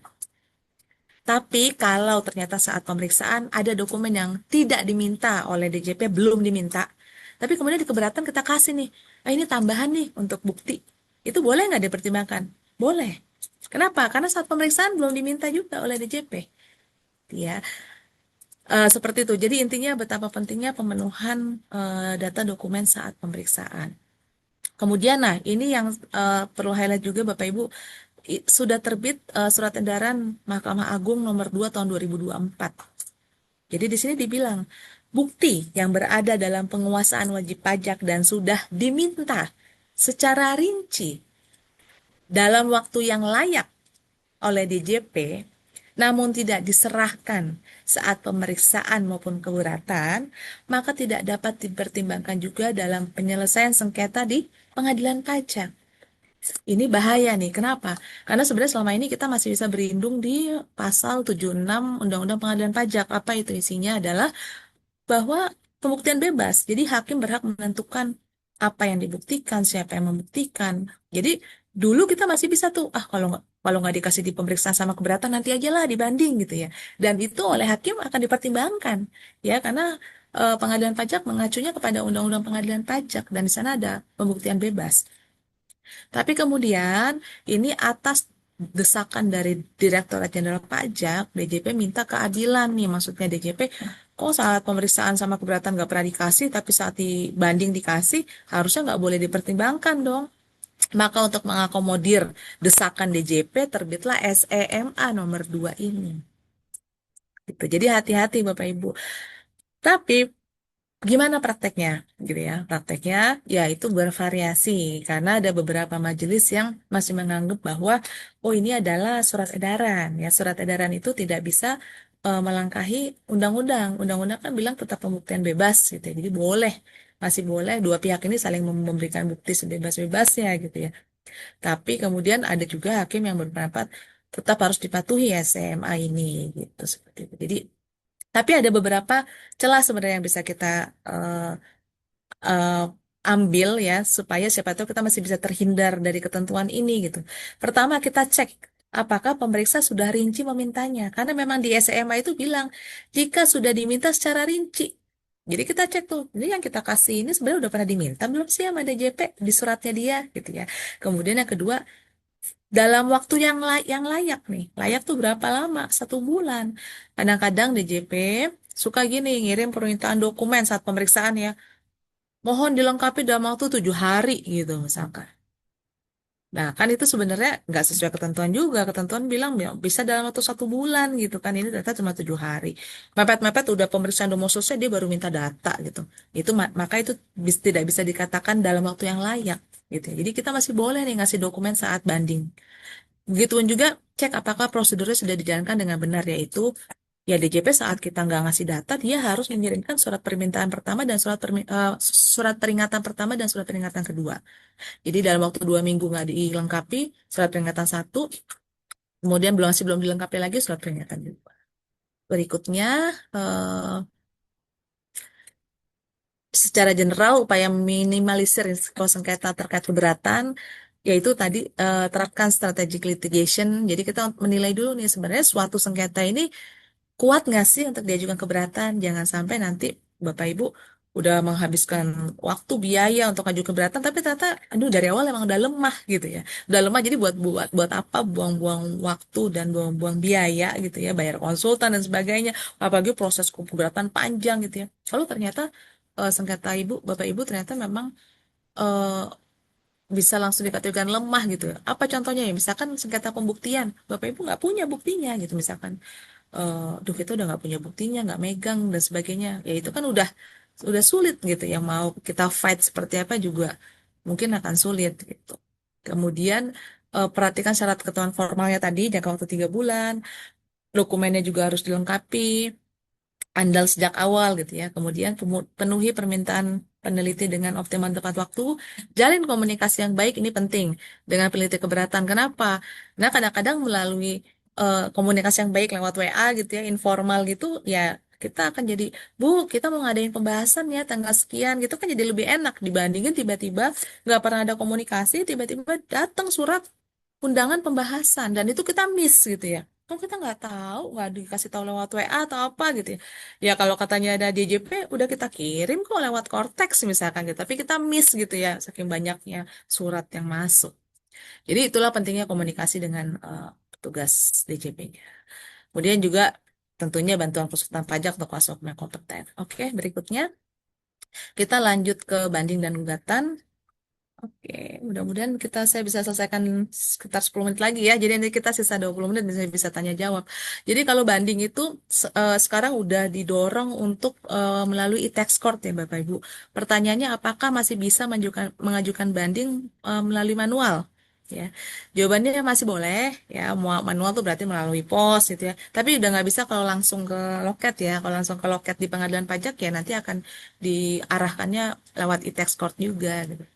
Tapi saya akan sangat suggest untuk lewat e-tax court tanpa Bapak Ibu karena sidangnya kalau lewat e-tax court sidangnya nanti akan online gitu ya. Tapi kalau mengajukannya masih manual lewat pos ada probabilitas sidangnya akan offline. Ya mungkin Bapak Ibu ada yang prefer offline, tapi berdasarkan pengalaman kami sidang offline itu akan sangat time consuming gitu ya, tidak praktis, efisien dan jauh lebih tenang kalau kita online gitu ya karena vibes-nya beda nih kalau offline kita ketemu hakim langsung gitu ya itu akan terasa berbeda jadi tetap lebih nyaman kita sekarang serba online segala dokumen juga bisa kita sampaikan secara online lewat e-tax.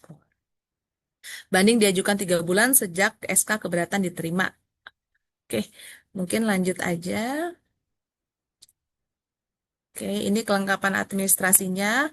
Bapak Ibu, ini pasti sudah pernah tahu ya apa aja syarat-syaratnya bisa dibaca lah nanti di peraturannya bahwa sama seperti tadi harus satu SKP, satu surat banding gitu ya, diajukan ke pengadilan pajak, 2 rangkap gitu. Ini kalau kita offline atau masih menyampaikannya secara manual gitu ya. Tapi kalau kita udah lewat e-tax code ini semua dalam bentuk soft copy aja gitu ya. Kemudian berikutnya langsung ini secara general alurnya banding ya Bapak Ibu. Jadi tadi setelah terbit SK keberatan dalam waktu 3 bulan harus kita ajukan ke pengadilan pajak, tapi nanti kita mengajukannya ke KPP ya. KPP, kemudian nanti KPP akan terusin itu ke Kanwil, Kanwil terus kemudian mohon maaf, ini banding ya. Kalau banding langsung ke e-tax court ya, sorry saya mix up sama keberatan. Kalau banding langsung diajukannya ke pengadilan pajak lewat e-tax court tadi. Kemudian nanti si pengadilan pajak akan minta namanya surat uraian banding. Ini ke siapa? Ke DJP. Jadi DJP diminta surat uraian banding, nanti DJP akan bikin surat uraian banding. Nah, kemudian dalam waktu 3 bulan dia harus ngirim surat uraian banding itu ke pengadilan pajak, lalu lanjut pengadilan pajak ngirim surat uraian banding itu ke wajib pajak. Tugas kita adalah membuat bantahan. Bantahan apa? Bantahan atas surat uraian banding tadi. Ya. Kemudian dalam waktu 30 hari kita sudah harus membuat surat bantahan dan kita kirimkan kembali ke pengadilan pajak. Nah, sidang itu paling lambat harus dimulai dari 6 bulan sejak diterimanya pertama kali surat banding. Jadi dalam waktu 6 bulan, nggak boleh lebih gitu ya, itu harus sudah dimulai sidang pertama. Ya. Dan jangka waktu dari awal surat banding dikirimkan atau disubmit sampai selesai sidang terakhir, itu harus dalam waktu 12 bulan. Ya, nggak boleh lebih dari 12 bulan nih. Pemeriksaan dalam jangka waktu 12 bulan sejak surat banding diterima. Putusannya gimana Bapak Ibu? Nah, ini juga mungkin banyak yang notice ya, putusan pengadilan pajak itu nggak jelas kapan gitu ya. Seperti for your information Bapak Ibu, bukan hanya berapa bulan, bisa berapa tahun ya. Ada yang 3 tahun, 4 tahun belum ada putusannya. Pertanyaannya sebenarnya di peraturannya gimana sih Bu? Ya, peraturannya itu di Undang-Undang Pengadilan Pajak sebenarnya dinyatakan bahwa putusan itu sudah harus terbit 12 bulan sejak banding diterima. Harusnya itu berdasarkan undang-undang. Loh kok tapi pada prakteknya nggak begitu? Ternyata 12 bulan itu bukannya putusannya tapi pemeriksaannya dalam waktu 12 bulan.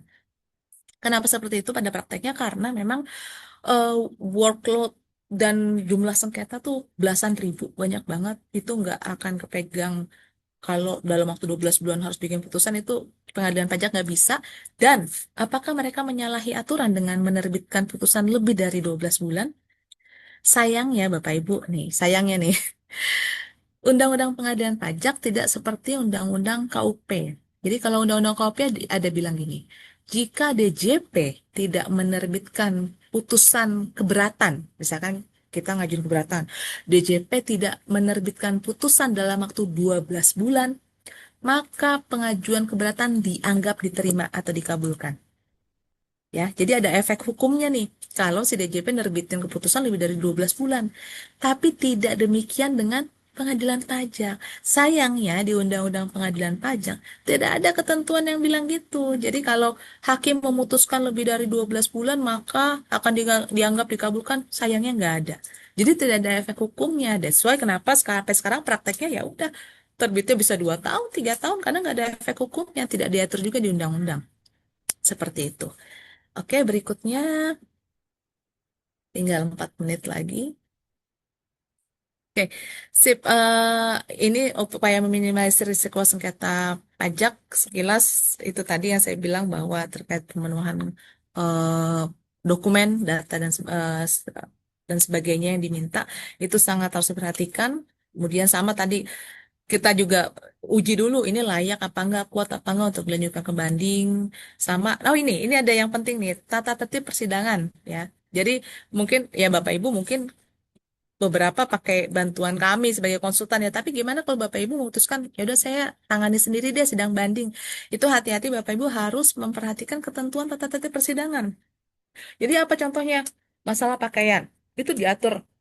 Contohnya bahwa pakaian itu nggak boleh pakai celana jeans atau pakai celana pendek seperti itu. Karena Bapak Ibu pakai kaos atau celana jeans itu langsung diusir dari ruang persidangan. Tidak boleh gitu ya. Terus kemudian saat sidang, misalkan online, kita minum atau kita ngobrol gitu juga akan langsung ditegur gitu ya. Hakim sangat berhak untuk memutuskan meng-kick out kita gitu ya dari ruang persidangan. Kemudian ada juga tata cara yang bahwa kita tidak boleh bicara kecuali diminta oleh hakim.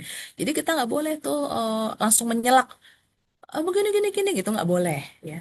Jadi kita nunggu dulu ya silakan pemohon banding baru kita bicara. Ya hal seperti itulah itu penting banget. Walaupun aspek formal tata tertib tapi memang kalau itu nggak dijalankan ya kita akan diusir dari persidangan gitu ya. Oke, kemudian kita juga bisa gunakan putusan pengadilan pajak atas sengketa sejenis untuk perkuat argumentasi. Walaupun kita bukan negara common law atau negara yang eh, putusan hakim lain itu menjadi punya kekuatan hukum buat sengketa sejenis, enggak, tapi setidaknya itu bisa menjadi pertimbangan buat hakim. Oh, hakim lain ada yang pernah mutus kayak gini, hasilnya seperti ini. Seperti itu. Oke, mungkin next singkat aja. Ini mungkin singkat aja ya kalau gugatan tadi. Ingat Bapak Ibu, gugatan atas yang eh, prosedur penagihan ya. Kemudian prosedur penerbitan surat keputusan. Jadi sebenarnya tidak terkandung sengketa di dalamnya. Ya. Jadi ada beberapa kasus yang pernah saya tangani, wajib pajak mengajukan gugatan tapi kemudian mempermasalahkan masalah materi sengketanya gitu ya. Itu hakim menolak. Hakim menolak untuk membahas masalah sengketa. Ini gugatan, bukan banding. Kalau banding kita akan membahas sengketa. Tapi kalau gugatan, ada beberapa hakim langsung ketat, enggak, kita nggak bahas sengketa. Kita hanya masalah prosedurnya ada yang ada dilanggar nggak nih prosedurnya gitu. Kalau gugatan seperti itu. Oke, berikutnya. Mohon maaf agak ngebut ya karena waktu kita nanti akan sesi tanya jawab. Ini 14 hari ya, gugatan tadi 14 hari. 14 hari. Oke, next. Nah, ini langkah hukum yang terakhir adalah ini namanya upaya hukum luar biasa yaitu peninjauan kembali. Jadi tadi udah keberatan, bisa keberatan ditolak, kita lanjut banding. Ternyata banding kita juga ditolak gitu ya. Kita masih bisa nih langkah upaya hukum terakhir yaitu peninjauan kembali. Tapi peninjauan kembali ada syaratnya Bapak Ibu. Ada batasan-batasannya yaitu nanti kalau PK ini diajukannya ke Mahkamah Agung ya. Bahwa kita boleh ngajuin PK asal ada kita bisa membuktikan adanya kebohongan atau tipu muslihat ya terkait putusan. Misalnya kita bilang, oh bukti yang dikasih sama DJP tuh bohong, misalkan gitu ya. Kita bisa tahu bahwa itu palsu. Itu kita bisa mengajukan PK. Atau jika ditemukan novum, novum itu adalah bukti baru. Ingat Bapak Ibu, bukti baru. Jadi kita nggak boleh kalau bukti yang udah pernah kita kasih di keberatan ataupun pemeriksaan atau banding, kemudian kita sampaikan lagi, itu nggak bisa dianggap novum. Ya. Kemudian atau misalkan putusannya hakim di pengadilan pajak itu mengabulkan hal yang melebihi tuntutan atau ultra petita istilah hukumnya ya. Jadi kita mintanya apa, hakim malah ngabulinnya melebihi yang kita tuntut, itu nggak boleh. Kita boleh mengajukan PK atas putusan pengadilan pajak itu. Atau sebaliknya, ternyata ada tuntutan kita yang belum diputus, itu infra petita namanya gitu ya. Jadi nggak boleh, hakim nggak boleh memutus di luar sengketa ataupun kurang dari yang kita kurang dari petitum kita gitu, kurang dari yang dituntut itu nggak boleh. Atas putusan yang seperti itu kita boleh mengajukan peninjauan kembali. Peninjauan kembali Bapak Ibu ini tidak seperti pengadilan pajak, tidak akan ada pemeriksaan. Ya, jadi nanti memang hanya kita berikan, mereka memeriksa nggak melalui persidangan, meriksa biasa ya, maksudnya nggak melalui persidangan, udah tiba-tiba keluar putusan. Dan for your information Bapak Ibu, 80% lebih putusan peninjauan kembali itu akan mirroring seperti putusan pengadilan pajak. Faktanya seperti itu ya. Jadi memang ya udah rata-rata misalkan bisa jadi yang ngajuin PK ini bukan kita, bisa jadi DJP. DJP kalah, mereka nggak terima gitu. Mereka ngajuin PK gitu. Bisa jadi ya, jadi PK ini bisa diajukan oleh kedua pihak. Oke, berikutnya kayaknya sudah saya. Oke, ini kita skip aja. Mungkin kita langsung ke tanya jawab aja. Mungkin saya kembalikan kepada Jere selaku moderator. Silakan. Baik. Terima kasih banyak Bu Eni dan Bu Rinda atas pemaparan materinya yang sangat komprehensif dan terperinci ya. Dan juga membuka wawasan kita semua, para pendengar, sehingga terbayang karena sebagaimanapun wajib pajak sudah rapi ataupun sepatu apapun, kewajiban wajib pajak dalam menjalankan kewajiban perpajakannya hampir tidak mungkin risiko tidak terjadinya sengketa dengan DJP itu 0% gitu ya. Jadi sebagaimana juga yang Bu Eni sudah sampaikan tadi, eh, bagaimanapun posisi SPT kita, mau itu kurang bayar, lebih bayar, ataupun nihil, memang sebaiknya kita prepare sebagaimana kita akan diperiksa gitu. Karena kalau memang tidak diperiksa ya syukur, tapi kalau kita diperiksa kita udah lebih ready gitu. Baik, mungkin kita langsung lanjut saja ke sesi tanya jawab, di mana beberapa peserta sudah mengajukan pertanyaannya di chat box. Yang pertama ada pertanyaan dari Bapak Yohan dari PT Bentul Prima. Pertanyaannya adalah bagi wajib pajak di daerah yang per 1 Juli ditarik ke LTO, itu kemungkinan akan mengalami kendala dalam proses SP2DK dan audit, di mana mungkin ini terkait domisili ya, yang sebelumnya di daerah lalu harus pindah ke LTO di Jakarta. Ini terkait kebutuhan perjalanan dinas ke Jakarta. Nah, pertanyaannya, apakah terdapat risiko formalitas terkait korespondensi yang kami lakukan via pos, Zoom, dan media online lainnya selama proses sengketa nantinya di pengadilan? Dan bagaimana cara memitigasinya? Itu pertanyaan pertama, dan Pak Yon ada pertanyaan tambahan. Yang kedua itu adalah, apabila nanti di persidangan kami memberikan bukti pendukung dengan format yang sesuai dengan permintaan majelis untuk memperkuat argumen, apakah hal tersebut dapat dianggap sebagai dokumen ataupun bukti yang baru yang disampaikan pada tahap pengadilan atau banding? Ya, mungkin saya memberikan kesempatan Bu ini atau Bu Rinda untuk menjawab pertanyaan dari Pak Yohan. Oke. Terima kasih Pak Yohan. Saya coba jawab dari pertanyaannya. Secara peraturan dalam PMK 15 disebutkan bahwa pertemuan itu bisa daring atau luring. Jadi bisa melakukan pertemuan secara langsung ataupun Zoom atau eh, media lainnya. Terus kemudian pemberian data dokumen juga demikian. Jadi tidak harus datang. Namun demikian bisa menggunakan pos.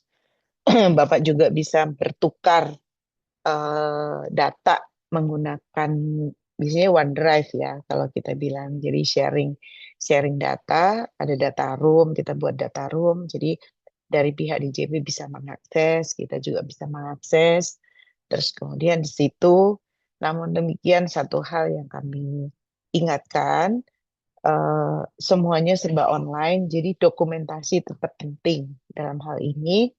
Dokumentasi misalnya kita menggunakan Zoom meetingnya atau menggunakan Teams.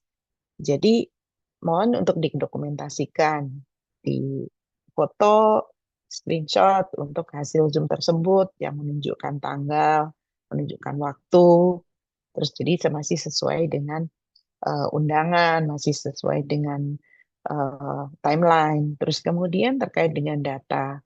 Data yang kita masukkan di dalam OneDrive itu biasanya kan akan terhapus atau akan disconnected pada saat semuanya sudah selesai. Itu kan tidak mungkin akan selamanya. Jadi pada saat kita memiliki data di OneDrive seperti ini, didokumentasikan, di screenshot, kemudian di PDF-kan. Isinya apa aja? Di list down. Kemudian itu juga nanti isinya apa saja, biasanya kan masuk sebagai tanda terima. Jadi tanda terimanya itu disimpan sebagai bukti kita bahwa semuanya sudah diberikan pada saat pemeriksaan. Kemudian terkait dengan eh, argumen, memperkuat argumen pada saat ada permintaan dari majelis. Jadi eh, ini kan argumen dalam artian pada saat dokumen atau datanya sebenarnya sudah. Tadi Mbak Rinda, mungkin nanti Mbak Rinda juga bisa menambahkan ya. Pada saat datanya sudah diberikan pada saat proses pemeriksaan sesuai dengan dokumentasi kita, misalnya screenshot atau tanda terima semuanya ada.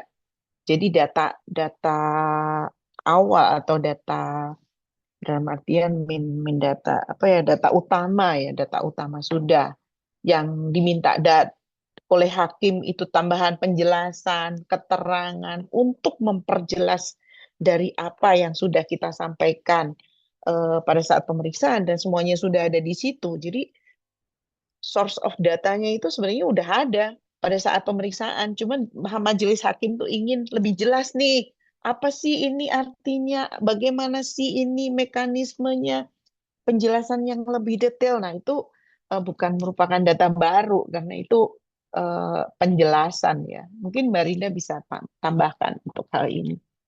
Demikian, Pak. Baik, terima kasih Bu Eni. Sedikit menambahkan saja, Pak. Jadi kalau tadi apakah ada kendala? Seharusnya tidak, Pak, karena sekarang sudah diakomodir serba online atau elektronik. Bahkan di PMK 15 untuk penyampaian data dokumen sudah diakomodir melalui media elektronik. Jadi lewat email tadi yang Bu Eni bilang lewat OneDrive dan sebagainya itu sudah sesuai aturan. Jadi aman seharusnya. Paling masalahnya hanya kalau pembahasan. Karena pembahasan pun seringnya memang pemeriksa masih minta pembahasannya offline seperti itu sih Pak. Kalau untuk sengketa pengadilan gimana? Yang tadi sudah saya sampaikan lewat e-tax court Pak. Jadi Bapak Bentul jauh-jauh di Jawa Timur ya Pak. Itu bisa melalui e-tax court, semuanya bisa melalui e-tax court. Sidangnya pun online. Jadi kalau sangat disarankan untuk yang jauh-jauh seperti Bapak ini jangan manual atau jangan lewat pos, lewat sistem aja. Jadi supaya semuanya serba online. Kemudian apa ada eh, bukti pendukung yang dengan format sesuai permintaan majelis, apakah dianggap bukti baru? Nah, pertanyaan saya adalah, apakah ini formatnya aja yang berubah, tapi sebenarnya jenis buktinya sama ya, sama yang pernah diminta saat pemeriksaan apa enggak gitu ya. Jadi kalau hanya berubah format aja, tapi sebenarnya itu udah pernah diminta saat pemeriksaan dan belum Bapak berikan, itu bisa dianggap tidak diberikan saat pemeriksaan. Seperti itu. Tapi lagi-lagi tetap kita usahakan aja Pak, karena tadi ada beberapa hakim yang masih menganut pasal 76 tadi bahwa wajib pajak boleh memberikan data apa aja saat persidangan. Oke, demikian. Mungkin bisa lanjut ke pertanyaan berikutnya, silakan. Baik, kita lanjut ke pertanyaan berikutnya. Ada dari Triwahyu dari Petrolog Indah. Pertanyaannya adalah berdasarkan putusan MK nomor 26 PUU XXI 2023. tentang pemindahan kewenangan pembinaan pengadilan pajak dari Kemenkeu ke Mahkamah Agung, hal-hal apa saja yang harus dipersiapkan untuk menjadi kuasa hukum? Dan apakah kuasa hukum yang sudah terdaftar sebelumnya itu tetap berlaku? Jika upaya hukum berupa keberatan hanya membayar sanksinya lebih dahulu, belum melunasi pokok SKP-nya, apakah skema terbaik? Oke, mungkin berarti ini ada dua pertanyaan. Ah, baik, mungkin dipersilakan untuk Bu Eni atau Bu Rinda menjawab pertanyaan dari Pak Triwayu. Terima kasih.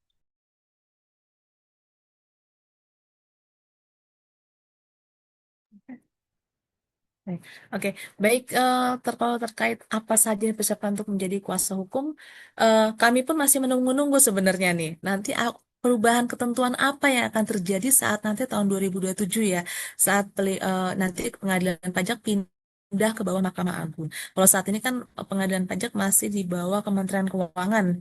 Ya, Bu, tahu nih nanti tahun 2027 tahun depan akan pindah ke di bawah Mahkamah Agung gitu.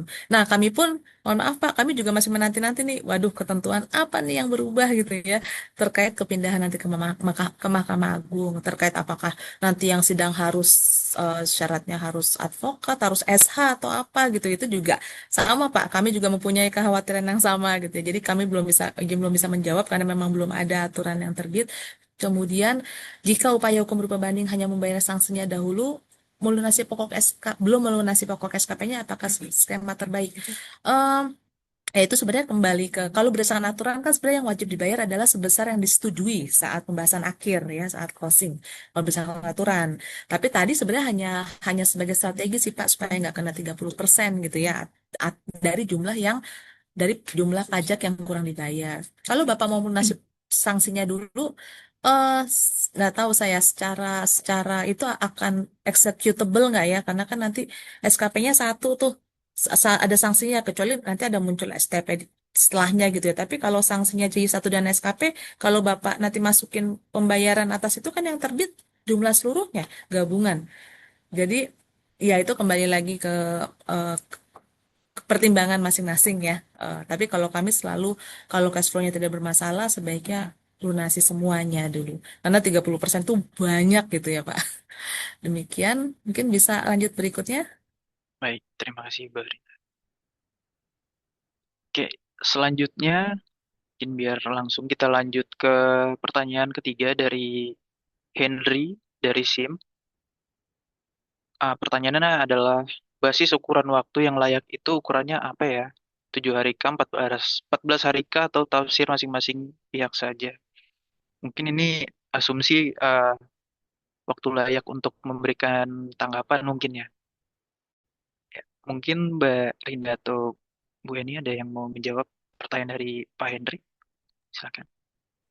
Eh, Kalau saya pemahamannya dari tadi ya, karena ini munculnya pada saat Marina menjelaskan di pengadilan seperti apa pada saat si hakim menggunakan ukuran undang-undang, sedangkan untuk pemeriksaan memang sudah ada jelas di situ di PMK 15 bagaimana pemenuhan untuk pemberian dokumen 1 bulan, kemudian ada apa namanya ada ada SP1, SP2 yang mana masing-masing 2 minggu, jadi 2 bulan. Jadi misalnya ternyata tadi disampaikan tiba-tiba minta ada permintaan dokumen tambahan banyak banget, sedangkan itu tidak memungkinkan hanya diberikan 1 hari. Nah, itu ini ya Mbak Rinda ya mungkin ditambah. Ada hakim yang mengakomodir karena berdasarkan dari undang-undang tadi. Kalau misalnya dari sisi DJP sudah pasti mereka akan refer ke PMK 15 karena mereka sudah ya itu adalah juklak dari pemeriksa. Dan itu tidak bisa diganggu gugat waktu-waktu pemberian dokumen tersebut. Namun demikian eh, adalah penting sekali pada saat kita memberikan argumen di SPHP. Bagaimana SPHP tersebut terbit, ada beberapa adjustment, koreksi, terus kemudian penjelasannya seperti apa. atas koreksi tersebut dan koreksi tersebut masuk akal atau tidak dan sebenarnya itu pembuktiannya diperlukan banyak atau tidak. Nah, kalau ternyata pada saat SPHP terbit dan di antara SPHP tersebut temuannya adalah suatu yang menyangkut dengan pembuktian yang memerlukan waktu beberapa lama, silahkan dituangkan semuanya di situ. Bahwa bagaimana sih layaknya, misalnya di dalam proses pemeriksaan ada PAS ya, PTS ya, temuan sementara. Nah, di dalam pertemuan sementara tidak ada koreksi terkait dengan koreksi pendapatan dari arus uang misalnya atau arus barang. Kan nggak mungkin dalam jangka waktu tiba-tiba itu muncul di SPHP 5 hari, tidak mungkin untuk melakukan analisa arus uang, arus barang. Nah, itu memungkinkan nggak? Nah, itu pada saat SPHP tolong disampaikan secara baik. Itu seluruhnya dituangkan bahwa ini adalah tidak masuk akal, diberikan dalam sekian-sekian. Nah, itu sebagai salah satu senjata untuk di pengadilan nanti karena adanya SMA 02 tadi. Mungkin mau ditambahkan, Mbak Rinda, silahkan. Ya, terima kasih Bu Eni. Jadi waktu yang layak itu kembali ke aturan tadi betul Bu Eni. 30 hari sebenarnya kalau PMK 15 ya adalah 30 hari.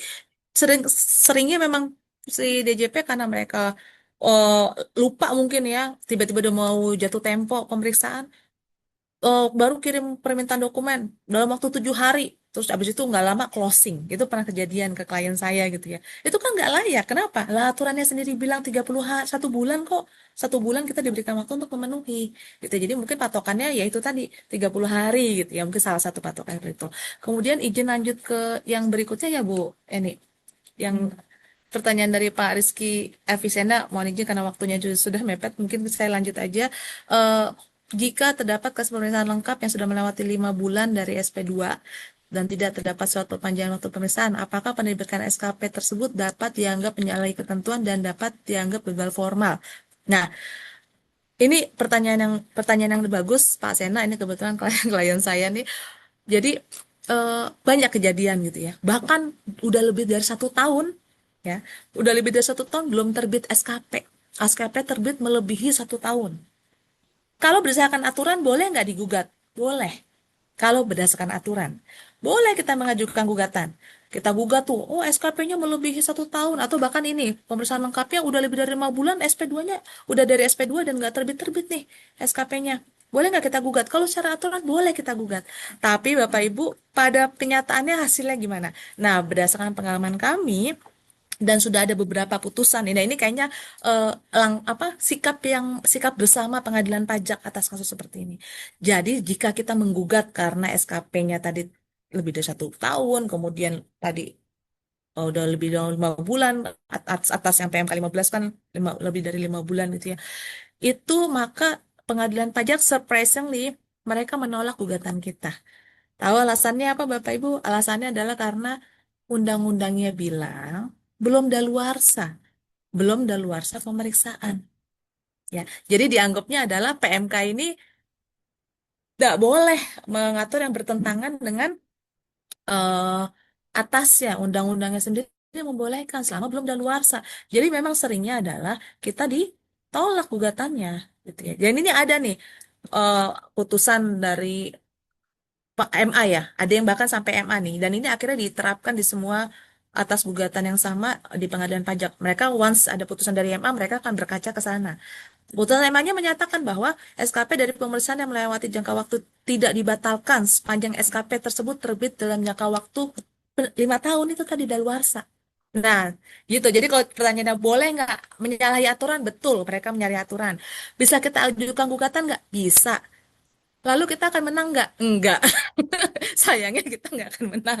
Gitu. Sayangnya kita akan seperti itu. Jadi,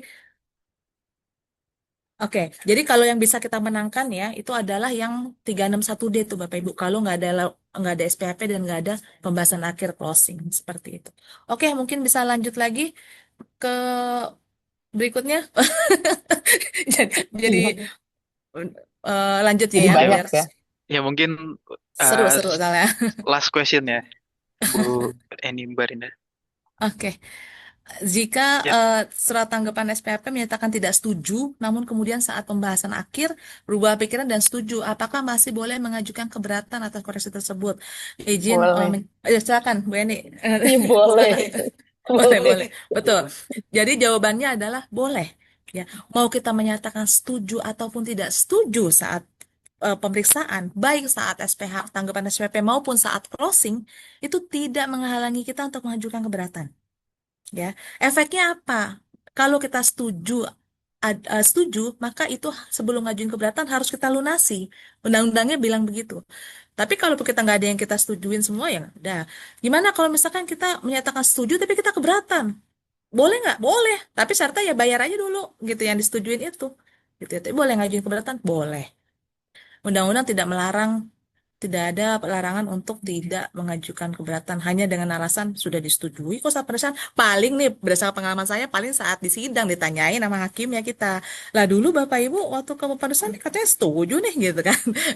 Ya kita tinggal bilang berubah pikiran yang mulia gitu. Seperti itu sih. Oke, waduh pertanyaannya Masya Allah, sih seru sebenarnya nih ya. Gimana waktunya sudah saya kembalikan kepada ini. ya. Moderator silakan. Oke, mungkin kita cukupkan dahulu untuk hari ini ya, Bu Eni Barinda. Karena sudah jam 4 juga nih, memang nggak kerasa dengan antusias para hadirin sekalian juga. Uh, Mungkin saya ingatkan dulu sebelum nanti closing, ini terkait feedback form seperti yang saya sampaikan sebelumnya itu sudah di-share di chat box, mohon diisi. Untuk materinya yang tadi sudah disampaikan oleh Bu Eni dan Barinda akan di-share setelah Bapak Ibu sekalian mengisi feedback form. Mungkin untuk hari ini kita cukupkan dulu untuk webinarnya. Terima kasih banyak Bu Eni dan juga Bu Rinda atas pemaparan materinya, dan juga terima kasih banyak Bapak Ibu sekalian yang sudah hadir bersama kami.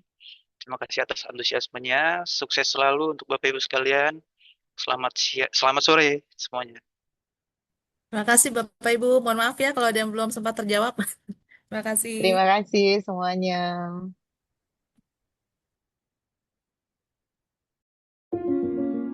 Change is inevitable. But when it happens, you don't have to sit back and wait. You can take charge of it.